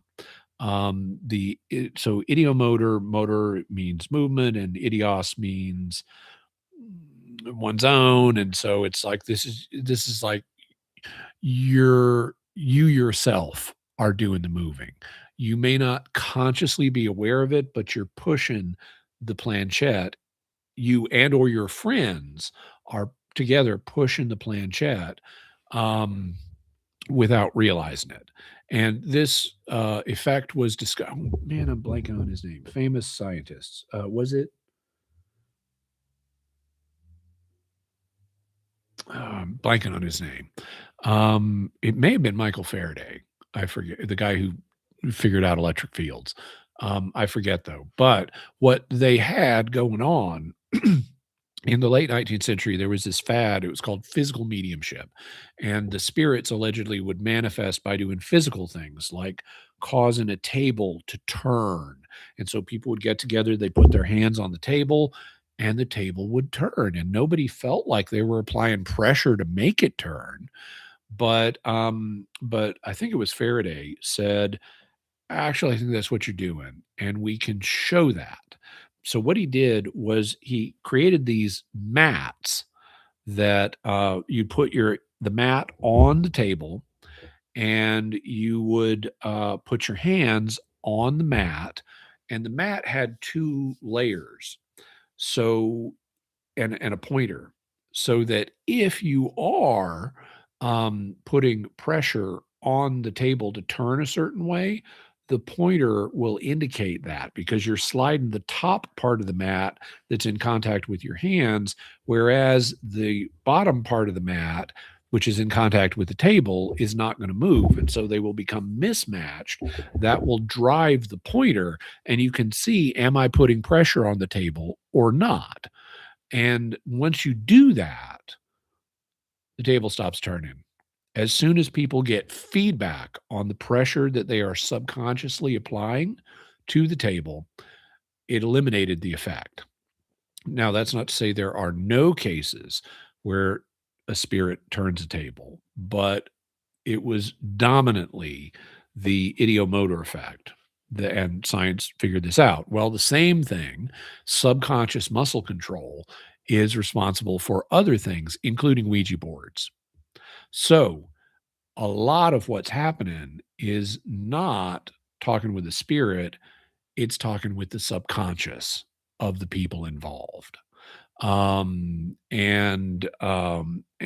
it may not even be their subconscious, because this game is marketed to and played by children. And you know what will happen if you and your friends want to have a spooky session where you get weird messages from a spirit and get a little fright and stuff? Someone in your group is going to manufacture them. Someone in the group is going to surreptitiously apply enough pressure to make the planchette spell out a message that will thrill or frighten everybody in the group, which is and they will secretly chuckle to themselves about, "Ha, I fooled them." And so that's outright fraud. Well, a lot of what happens with Ouija boards is outright fraud. A lot of the rest of what's happening with Ouija boards is subconscious self-deception, where you're functioning like a large language model. You know, when you talk to a large language model and you say, you know, who is the answer to this trivia question? It'll go look and try to come up with an answer, and then it'll start predicting, okay, what's the next likely, it'll try to give it to you in a sentence. It will start guessing what is the next most likely word to follow in this sentence, and it constructs something just by guessing. Well, that's what your subconscious does. If you're through the ideomotor effect, let's say you're playing with the planchette and you push it over towards H, and your subconscious says, what could follow H that would make sense? And then it drifts over to E. Okay, what could follow HE and make sense? L. Oh, what could follow HEL that would make sense? L. What could follow HELL that would make sense? Oh, and you've got the word hello. And it depends on where you stop. Otherwise, you might have the word hell or he. Um, or if you did a little differently, you might get help. But basically, your subconscious is functioning like a large language model, trying to predict what could reasonably come next. And that's a lot of what's going on with Ouija boards. It's just the ideomotor effect. Ryan B asks, do I have a response to people who say the ideomotor effect is insufficient to explain Ouija boards? Well, my response would be, where's your evidence? I've got a known effect. I mean, it has been scientifically demonstrated. And you could do the same Michael Faraday experiment with a Ouija board that he did with table turning. You can put monitors. I mean, of course, the obvious test is, well, if it's the spirits doing it, take your hands off. Let the spirits move the planchette. Oh, for some reason, your hands need to be in contact with the planchette. Well, in that case, that gives us prima facie evidence that it's you, it's not the spirits. Otherwise, you wouldn't need to touch it. Um, but secondarily, you can do the Michael Faraday thing. You can have someone in contact with the planchette or a group of people, and you can give them a pressure-based pointing device to indicate, are they moving it? And if it's and if the effect vanishes as soon as you give them feedback on how they're pressing it around, then okay, that gives us evidence it was the ideomotor effect. If you want to claim something more than the ideomotor effect, which is a known explanation for this phenomenon, okay, as is teenage hoaxing, um, where's your evidence for it? I'm open. If someone wants to claim a spirit is talking through a Ouija board, great. How do you show that to me? I can tell you one way that would be possible, and that is if the messages that come through the Ouija boards contain veridical information. Veridical information is information that nobody in the group knows, no one has any natural way of knowing. It goes beyond random chance and it turns out to be true. It's possible, though often difficult, to satisfy all of those conditions. Eh, eh, But if veridical knowledge comes through uh, the messages with a Ouija board, that would tell me something paranormal is happening here. Doesn't mean it's a spirit. It could be, if first sight theory is right, these people could be psychically sensing that information, and their subconsciouses are channeling it through the ideomotor effect and producing it in the messages. On the other hand, it's also possible it could be a spirit, but for me, that's the threshold test. Or if you can do something else, like we're every time we get the Ouija board out, stuff starts flying off the shelves. Okay, well, that would also indicate something paranormal is happening here, a poltergeist or a demon or something. But I need more evidence than a bare assertion that, well, I think it's more than the ideomotor effect. Well, okay, I can give you evidence for the ideomotor effect.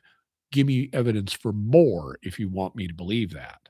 And simply saying, well, I think it's more, or I think it's a demon.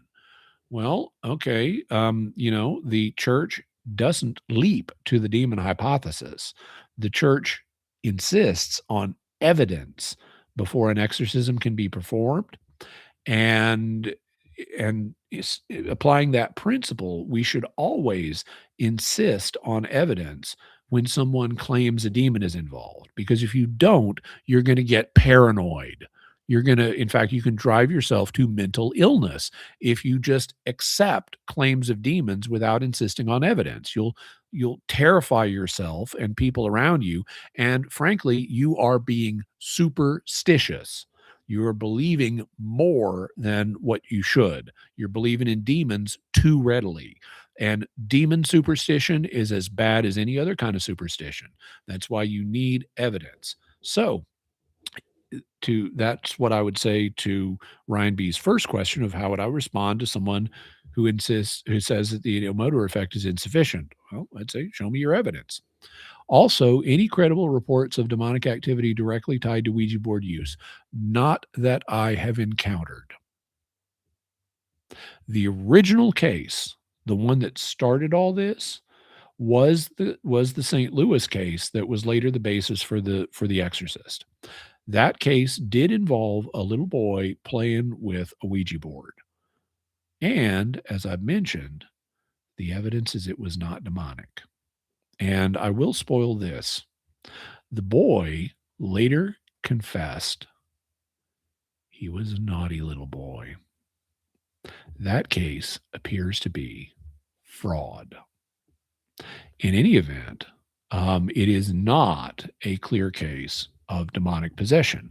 I have not, and Milton Bradley or whoever it is has sold literally millions of Ouija boards, and they have not led to millions of demonic possessions. By the estimates of people who work in exorcistic ministry for Catholic dioceses and archdioceses that I have talked to, possessions. Now, this is only one manifestation of the demonic, but possession itself is very rare. There may be, according to the estimates that they have told me, if you got a city of 1 million people or more, you may have one or two possessed people in the city at any given time. It is rare, and Ouija boards are not rare. So I have yet to encounter a credible report of demonic activity being directly tied to a Ouija board. I encounter lots of claims. I have not encountered lots of investigations of those claims. And a claim and an investigation of a claim are two different things. I hear lots of rumors. I see very little actual evidence because rumors are not evidence. So that's what I have to say about that at the present moment, based on the data I have. Let's see. I think we've got some new chats down here at the bottom. By the way, we're going to go for about another 40 minutes.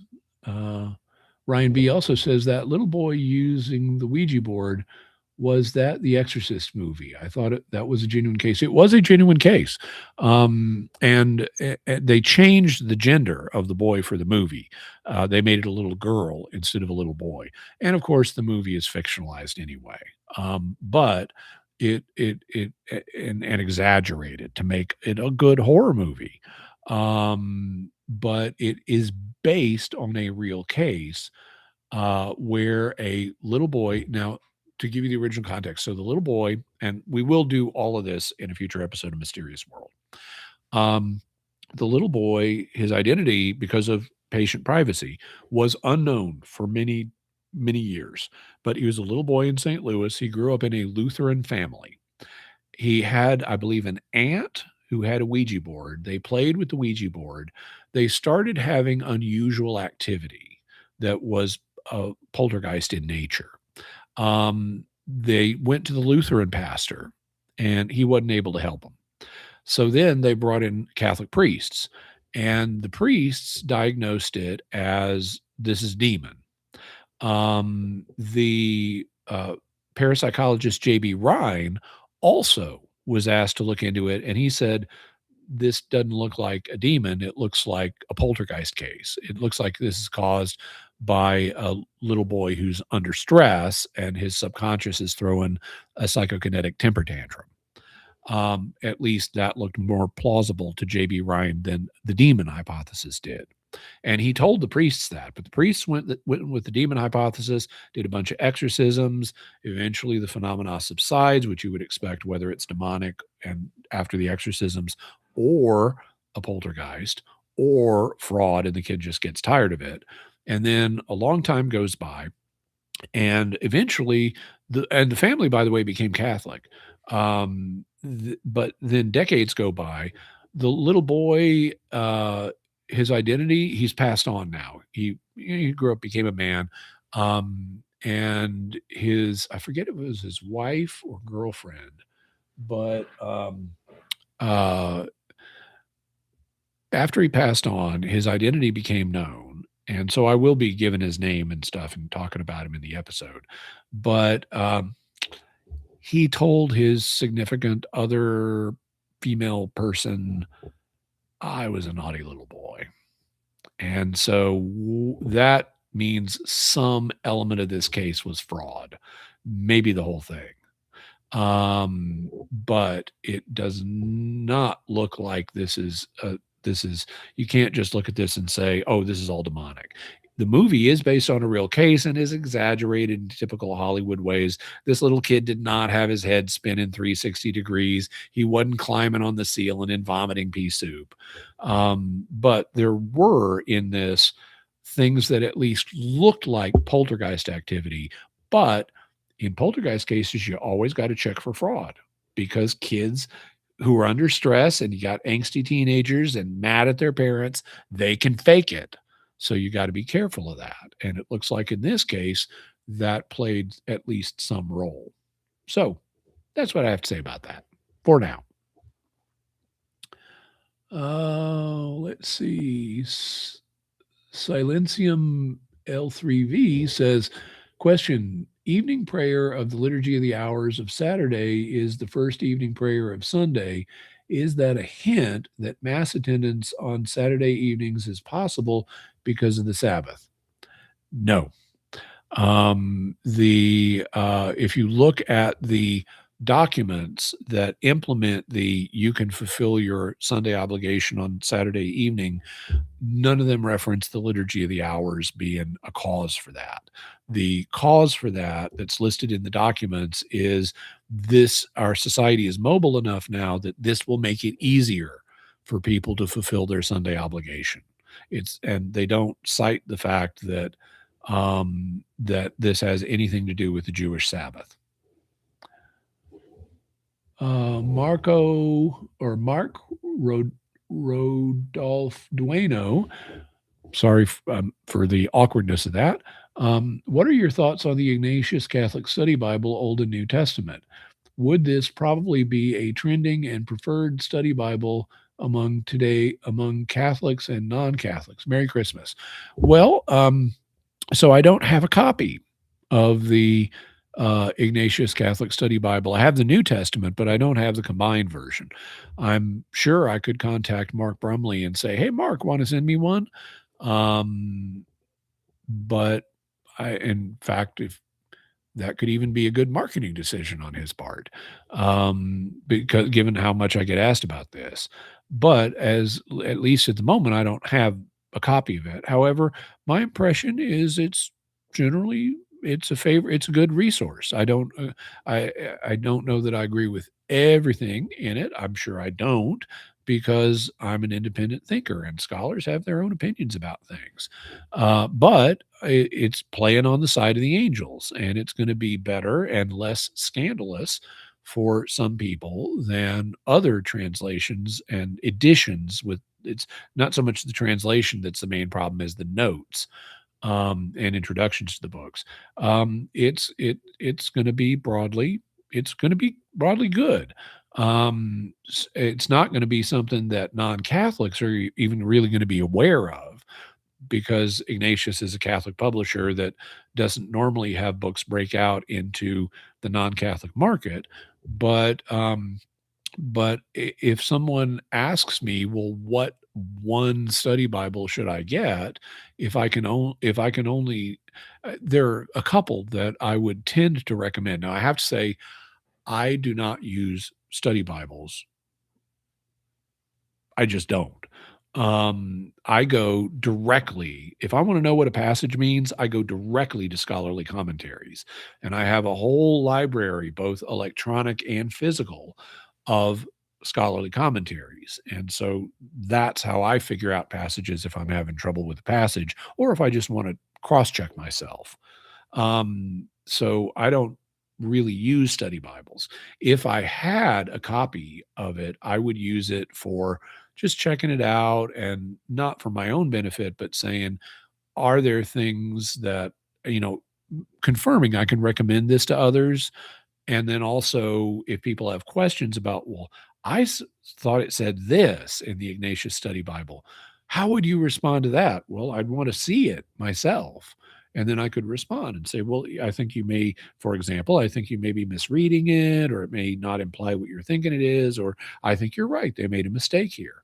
Um, so I don't actually use study Bibles, but if I were recommending one, I would recommend this.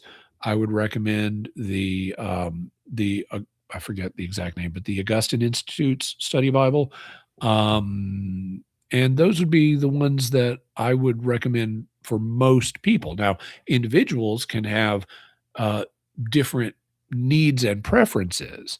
Like if someone wanted a more devotional study Bible that was really more focused on devotion than study, well, then I'd probably recommend the Navarre Bible. Um, but it has notes of a much more devotional nature, but that's a different kind of Bible than what I think of when I think of a study Bible. But it's a good one. It's on the side of the angels. I'm sure I don't agree with everything in it, but it's a good one, and I can recommend it based on my knowledge of it.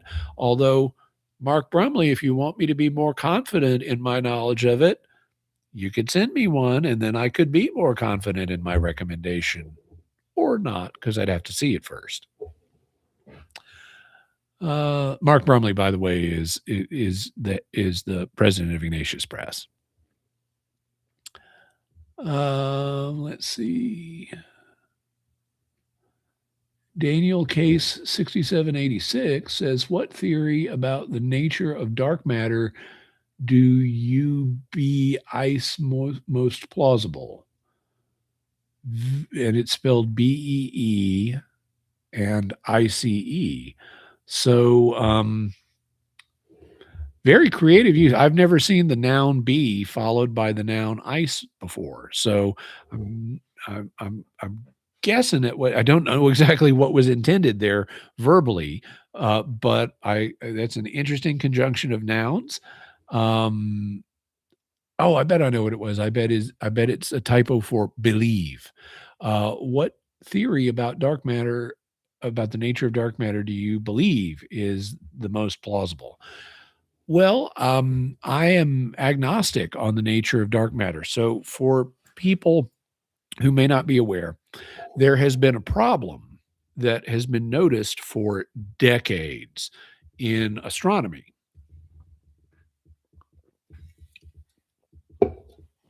which is, I mean, this is one manifestation of the problem. And this was, I believe, the first one to be noticed.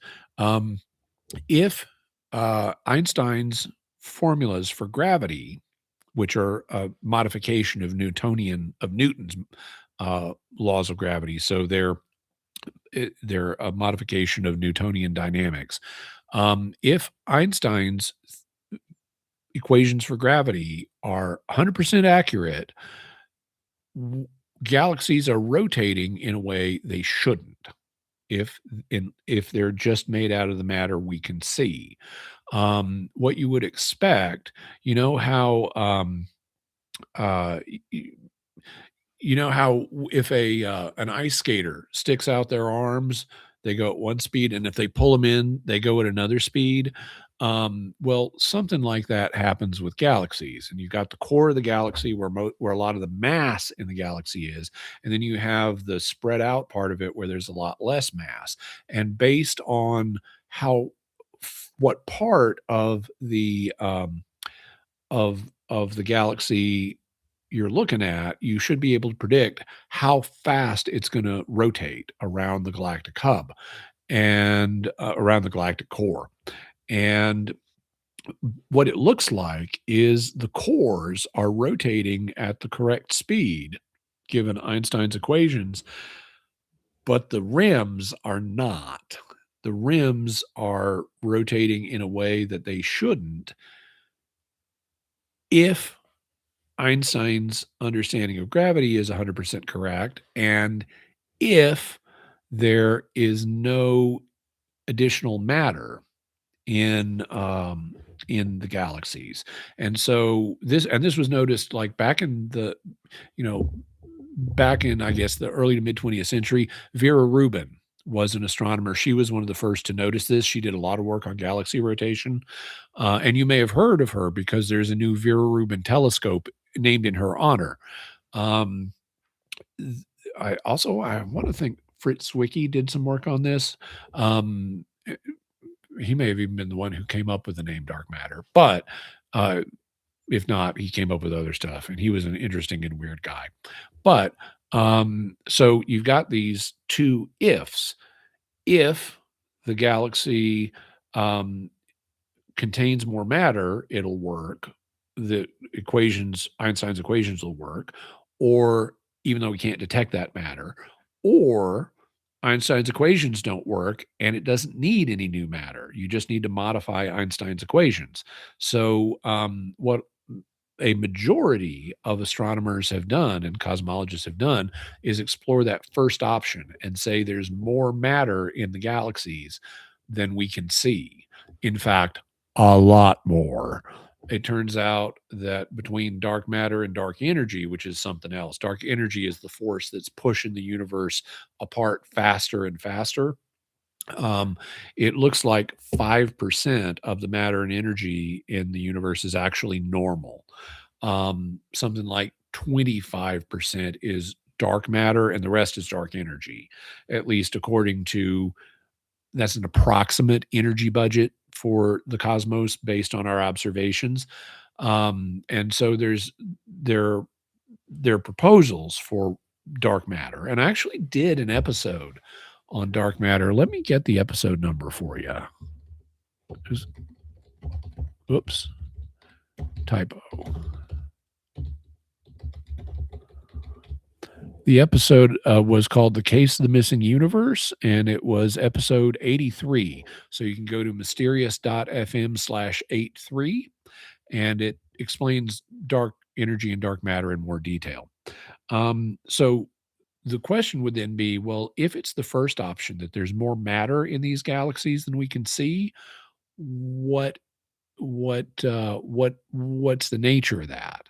And there are some things we can eliminate, like it can't we since we can't see it, it must not commonly interact with electromagnetic energy because or light. That's what light is electromagnetic energy. Because if it interacted with that, we could see it.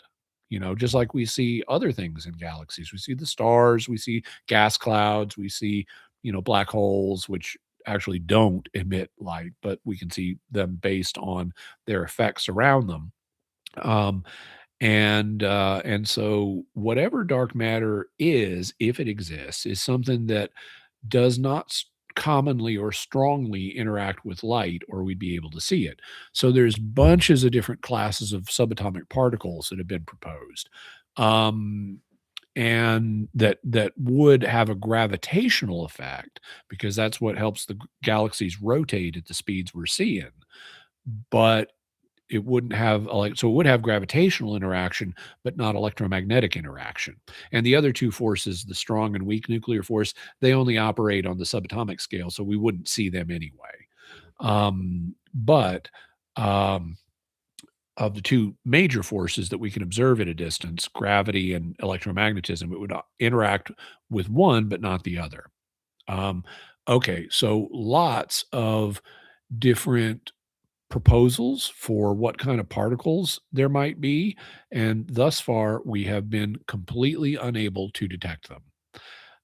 We can classify the different particles based on where we would expect to find them, based on like cosmic ray interactions and stuff like that. So far, no evidence of them. They have all, it's like we've in fact eliminated various candidates for them. Like one proposal that a lot of string theorists were very convinced of is that there's a principle called supersymmetry that says that for every normal particle, there's a supersymmetrical particle that corresponds to it, but like has more mass. And they were sure these supersymmetric particles existed, and they said as soon as we turn on the Large Hadron Collider, we're gonna see all these supersymmetric particles. They're called sparticles for short. We're gonna have sparticles coming out of our ears. Well, they turned on the Large Hadron Collider, and there is zero evidence of supersymmetric particles or sparticles. Out goes a bunch of possibilities for dark matter. Then there are other candidates that have been proposed, which also we have not found any evidence for. Um, and one possibility that I find interesting is primordial black holes. Because we think of big stars that collapse, and if they're big enough, they keep collapsing and they become a black hole. But it's also possible that matter could have reached densities in the immediate aftermath of the Big Bang where you didn't need a star to get a black hole.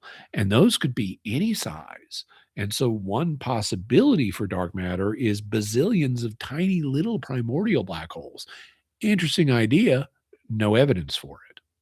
So there's lots of different speculations for what dark matter could be, none of which we have evidence for. And the fashion changes over time. Like currently, axions are one of the favored speculations, but nobody has evidence for these. So what about the path not taken? What if there is no dark matter?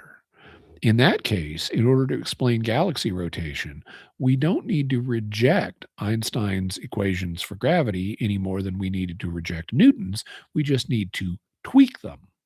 So maybe gravity, because all the evidence we have for gravity has been gathered locally. Maybe gravity works a little differently on very large galactic scales. In that case, we just need to modify gravity. And so modified gravity or modified Newtonian dynamics is the alternative to dark matter. And currently, even though you hear a lot of dark matter advocates saying, "Oh, dark modified gravity makes predictions that have been falsified." Actually, the the modified gravity people have answers to those charges. And they've pointed to things like you may remember a couple of years ago when we started getting stuff from the James Webb Space Telescope, and you're hearing about these impossible galaxies that got too big too early in ways that physics hasn't predicted. Well, modified gravity predicted that. So don't want to listen to just one side. Either side is always going to spin the evidence in their favor. I'm agnostic on whether some form of dark matter exists or whether modified gravity exists or whether it's both, because it could be both. The effects we're seeing could be partly due to a modification of gravity. We need to modify it a little bit, but not as much. And there could be partly due to some form of dark matter, just not as you just don't want to attribute the whole effect to dark matter. So this could be a Reese's peanut butter cup. You got your dark matter on my modified gravity kind of thing, and they go better together. Um, well, so I'm agnostic. And when it comes to particular forms of dark matter, I don't have any preferred candidates. The particles are the differences between them are technical and frankly go beyond my expertise and don't really have any practical value at this point. So I frankly don't study. I know that there are these different proposals, but I frankly don't study them because I'm neither a cosmologist nor a particle physicist. Although I wanted to be a particle physicist when I was 6 and 7 years old. That was my plan. I wanted to be a particle physicist. But personally, I tend to root for the underdog. So even though I'm agnostic in terms of what actually exists, I'm rooting for team modified gravity. I tend to root for the underdog, and so I'm rooting for the underdog here. And I think it would be cool to discover a major shift in. I mean, it's going to be on the margins and it operates on galactic scales, but I think it would be really cool to discover, hey, gravity actually we need to tweak this a little bit. But I also would like to see smug dark matter enthusiasts who are just, oh, it can't be modified gravity. It has to be some particle that we don't have any evidence for and haven't gotten any evidence for in the last 80 years. I wouldn't mind seeing them eat a little crow and be a little more humble. So I'm rooting for team modified gravity, but I honestly don't know. And frankly, I'd be delighted either way. If there's new particles, great, let's see them. I'd love to hear about them. So I'd be happy either way, but my sympathies, at the moment at least, are for modified gravity. Okay. El Ruchai says, I got a new tobacco pipe for Christmas. Is there anything special you do to break them in? I usually don't do anything in particular, but wanted to consult an expert. Well, I don't know that I'm an expert on breaking them in, but typically, I mean, you may find advice out there. I just pack them up with tobacco and smoke them, and they get broken in over, a period of a number of smokes. In terms of best ways to do that, I since I tend not to get into that. Let's see. Whoops. Hang on.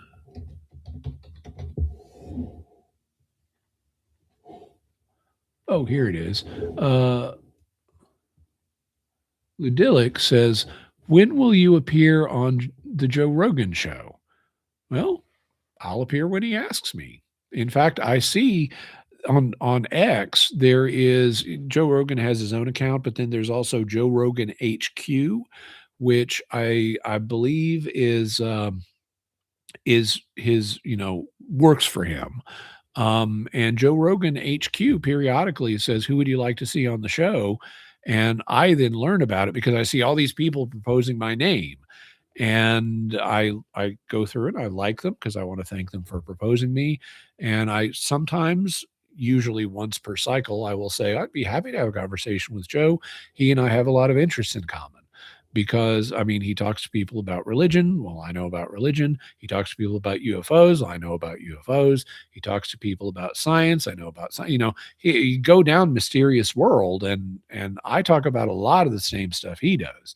So I think it'd be very interesting and creative exchange. And I know he does longer form podcasts. Like I forget what his minimum is, but I'm in 15 minutes, I'll have been going for 4 hours just by myself. So I have no problem with long form podcasts. So I'd be more than happy to go on Joe Rogan. I think it'd be great. I think it'd be a lot of fun. I think his audience would really enjoy it, and my audience would really enjoy it. But thus far, I haven't heard from him.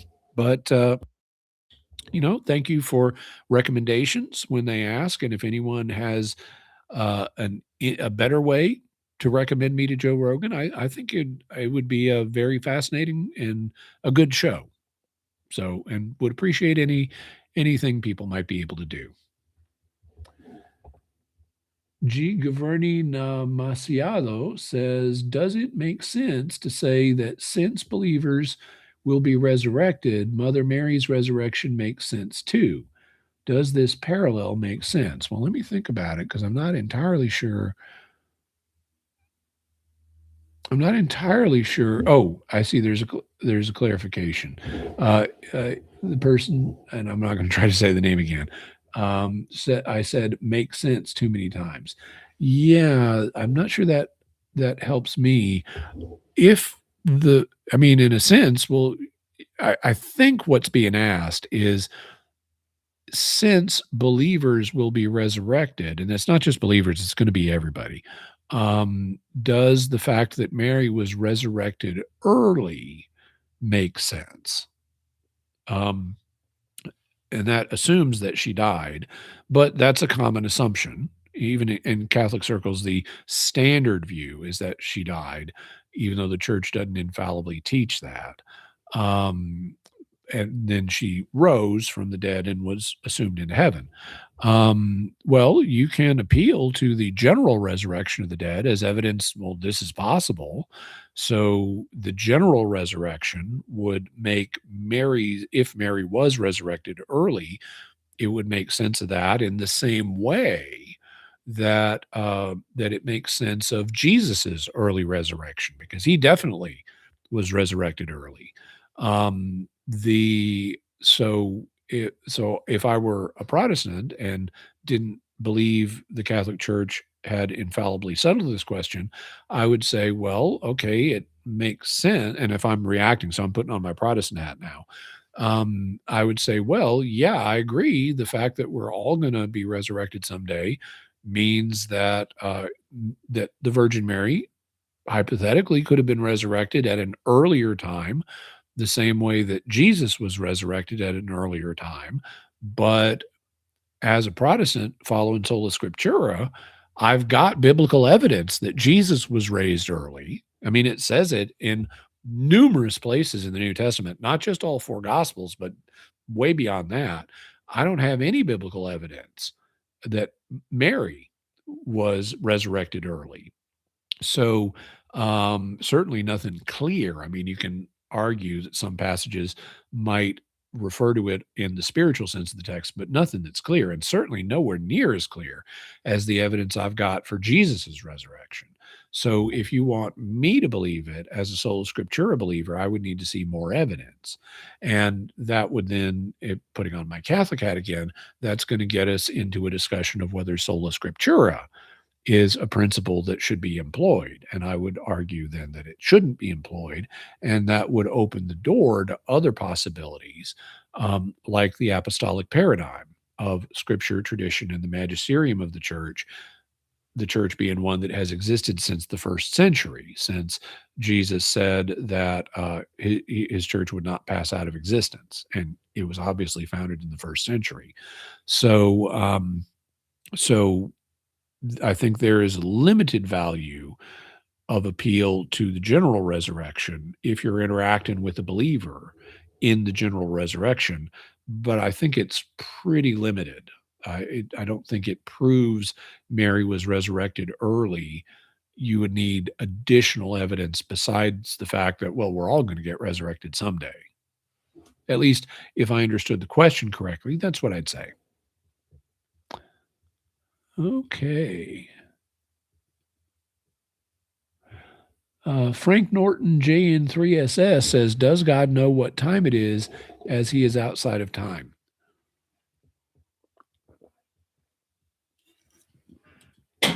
Yes. God knows what time it is at every point in time. So even though he's outside of time, God knows that the moment I am in right now is part of the year 2025. And God knows that the moment I will be in a week from now on New Year's Day is part of the year 2026. And God knows that the moment I was in a year ago was part of the year 2024. So God knows the human timekeeping for each of these different moments. And now I expressed it in terms of years just to make it simple, but God knows it to the microsecond and even smaller. He knows it to the femtosecond, and he knows it down to the Planck length, and he knows it even beyond the Planck length, if there is anything beyond the Planck length. But the so being outside of time doesn't mean you don't know about points in time. Like, give a parallel, a time, a common metaphor. There's two metaphors for time that are commonly used that lend themselves to human consciousness. One is time is a river, and the other is time is a parade. So in time is a river, you can you envision floating down the river and the countryside of time moves past you.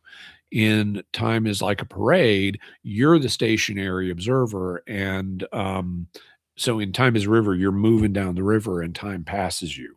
The other way around, time is a parade, you're a spectator and time marches by like a parade and you're stationary. Well, okay. Suppose that, let's just make this easy. I'm gonna use, for purposes of this example, I'll use a river. You know how in Chicago on St. Patrick's Day, they dye the river green? Well, suppose that, some city inaugurates a more ambitious plan with their local river, and so they decide to, and let's just be generous and say they're big fans of Noah's Ark, okay?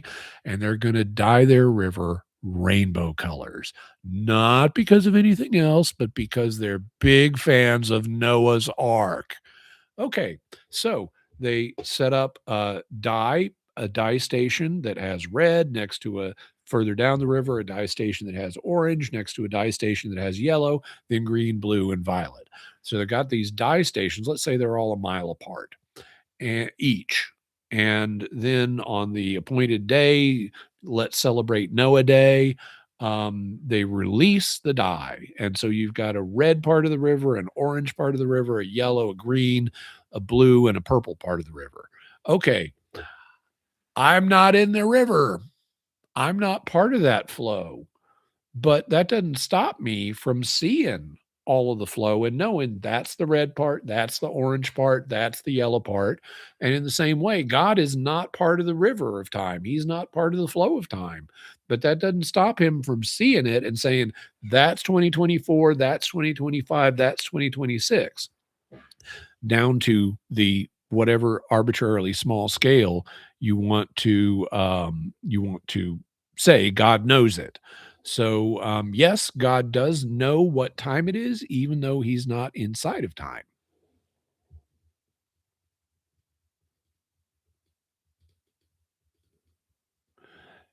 Yeah, Big Stack is helping somebody saying Jimmy chooses the question he wants to answer. Sorry, actually, it Jimmy's not even doing that.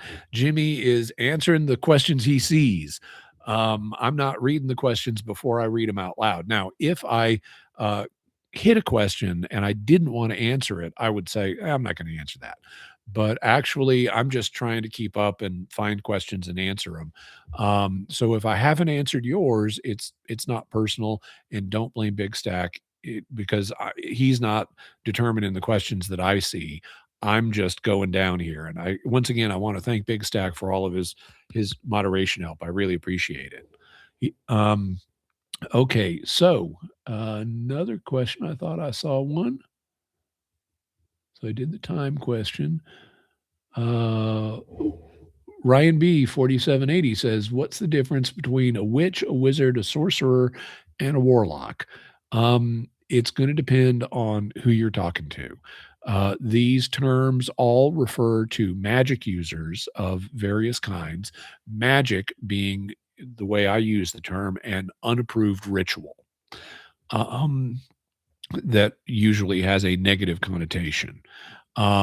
There are differences like, okay, wizards and warlocks tend to be men, witches tend to be women, the way the terms have evolved in English. But all of these terms, including sorcerer, apply to magic users in some sense. In English, in other languages, the terms get used differently, and sometimes they get translated in English in different ways. Um, there is, for example, in Africa, and the specific terms that are going to be used vary by the language because there are many languages in Africa.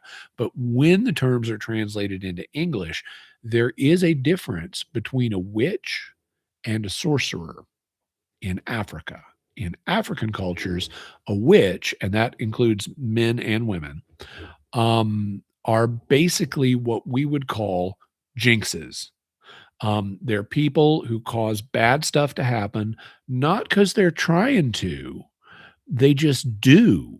And it's not like they're casting spells on you or trying to curse you or heal you or they're not doing rituals. They just make bad stuff happen. So what they would call a witch is kind of what we would call a jinx. And people here in the West don't really believe in jinxes, but that's the basic idea. Only in Africa, they do believe in jinxes. They believe in witches in many places. And you will find stories that talk about people who got into trouble and maybe even got killed in Africa because they were regarded as witches. And a lot of Americans don't understand what that means because witch doesn't mean the same thing there. When in Africa, at least when the local terms are translated into English, what we call a witch, they call a sorcerer. So a witch is a person who causes bad stuff to happen without even meaning to, and a sorcerer is someone who like learns magical ability and learns spells. A witch has natural abilities that they're not even really in control of. A sorcerer learns techniques and rituals that they then, this is the theory, that they then can control to use either for helpful purposes like healing someone or harmful purposes like cursing that person.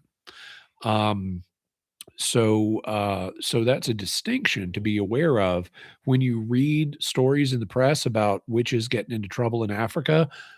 They may not be talking about the kind of witch that we think of, which is a sorcerer. They may just be talking about jinxes.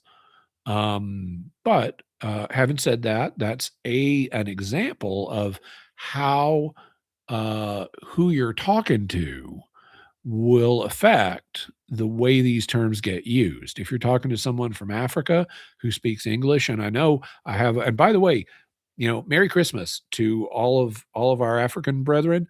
I know we have listeners and viewers in Africa. I hear from them, and it's always a delight. Also to everyone, and we're kind of wrapping up. We're getting close to the 4 hour mark, but we've got listeners in Europe. We've got listeners in South America. We've got listeners in Asia. We've got listeners in Oceania. And I really appreciate everybody all over the world who finds benefit in the work I do. And I hope you find benefit in the show the live stream that I've been doing today and the questions I've been answering. Um, and I try to be respectful of and promote un- global understanding. That's why I point out that the way witch and sorcerer is used in Africa in English is different than the way it's used here in the West in English. Um, But so I guess that's what I'll say about that question. And I'll do at least one more just to take us over the 4 hour mark. And Ryan B has been asking a lot of questions that I've answered. So I'm going to see you. Frank Norton, JN3SS says, what is the proper way to understand the Jewish people and salvation? I was trying to do some research and it seems like the church does not do the best job explaining it. Okay. Well, it depends on who in the church um, is doing the talking. Because I agree, there are people who are in the Catholic Church who have not done a good job articulating this. But basically, Jewish people do have a special relationship with God. However, that relationship does not automatically save them. And just like Christians and Catholics have a special relationship with God, but that doesn't automatically save them. If you're a Catholic and you turn your back on God and reject his grace, you're not going to be saved. You need to have a fundamental openness to God and his grace. Um, and the same thing is true of Jewish people and frankly everybody.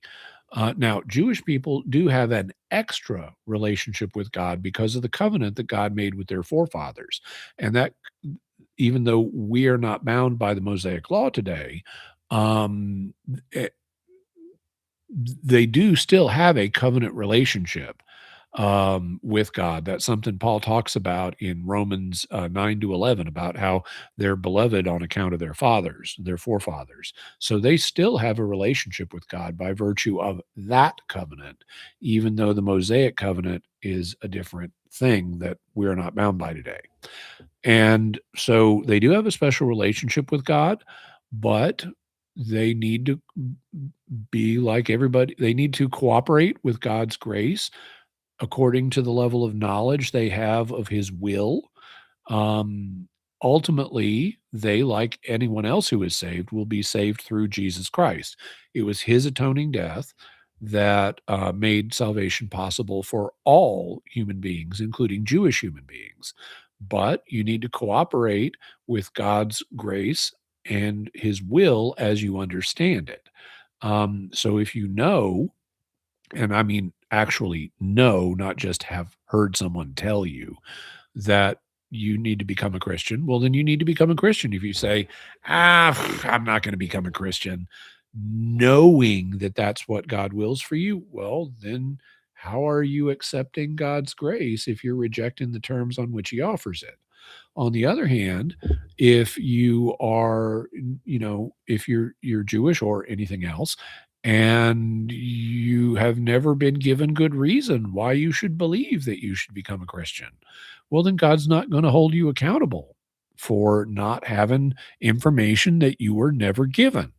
And so as long as you otherwise, cooperate with God's grace, even if you're an atheist Jew and you say, well, I don't really believe in God, but I sense that there is a moral structure to the universe and I'm gonna I want to be loving and merciful and good to other people. Well, okay, love is God is love, so you're imitating the divine nature without even realizing it. And if you and so it's possible for people to be saved no matter where they're coming from, as long as they are cooperating with God's grace based on their understanding of God and his will.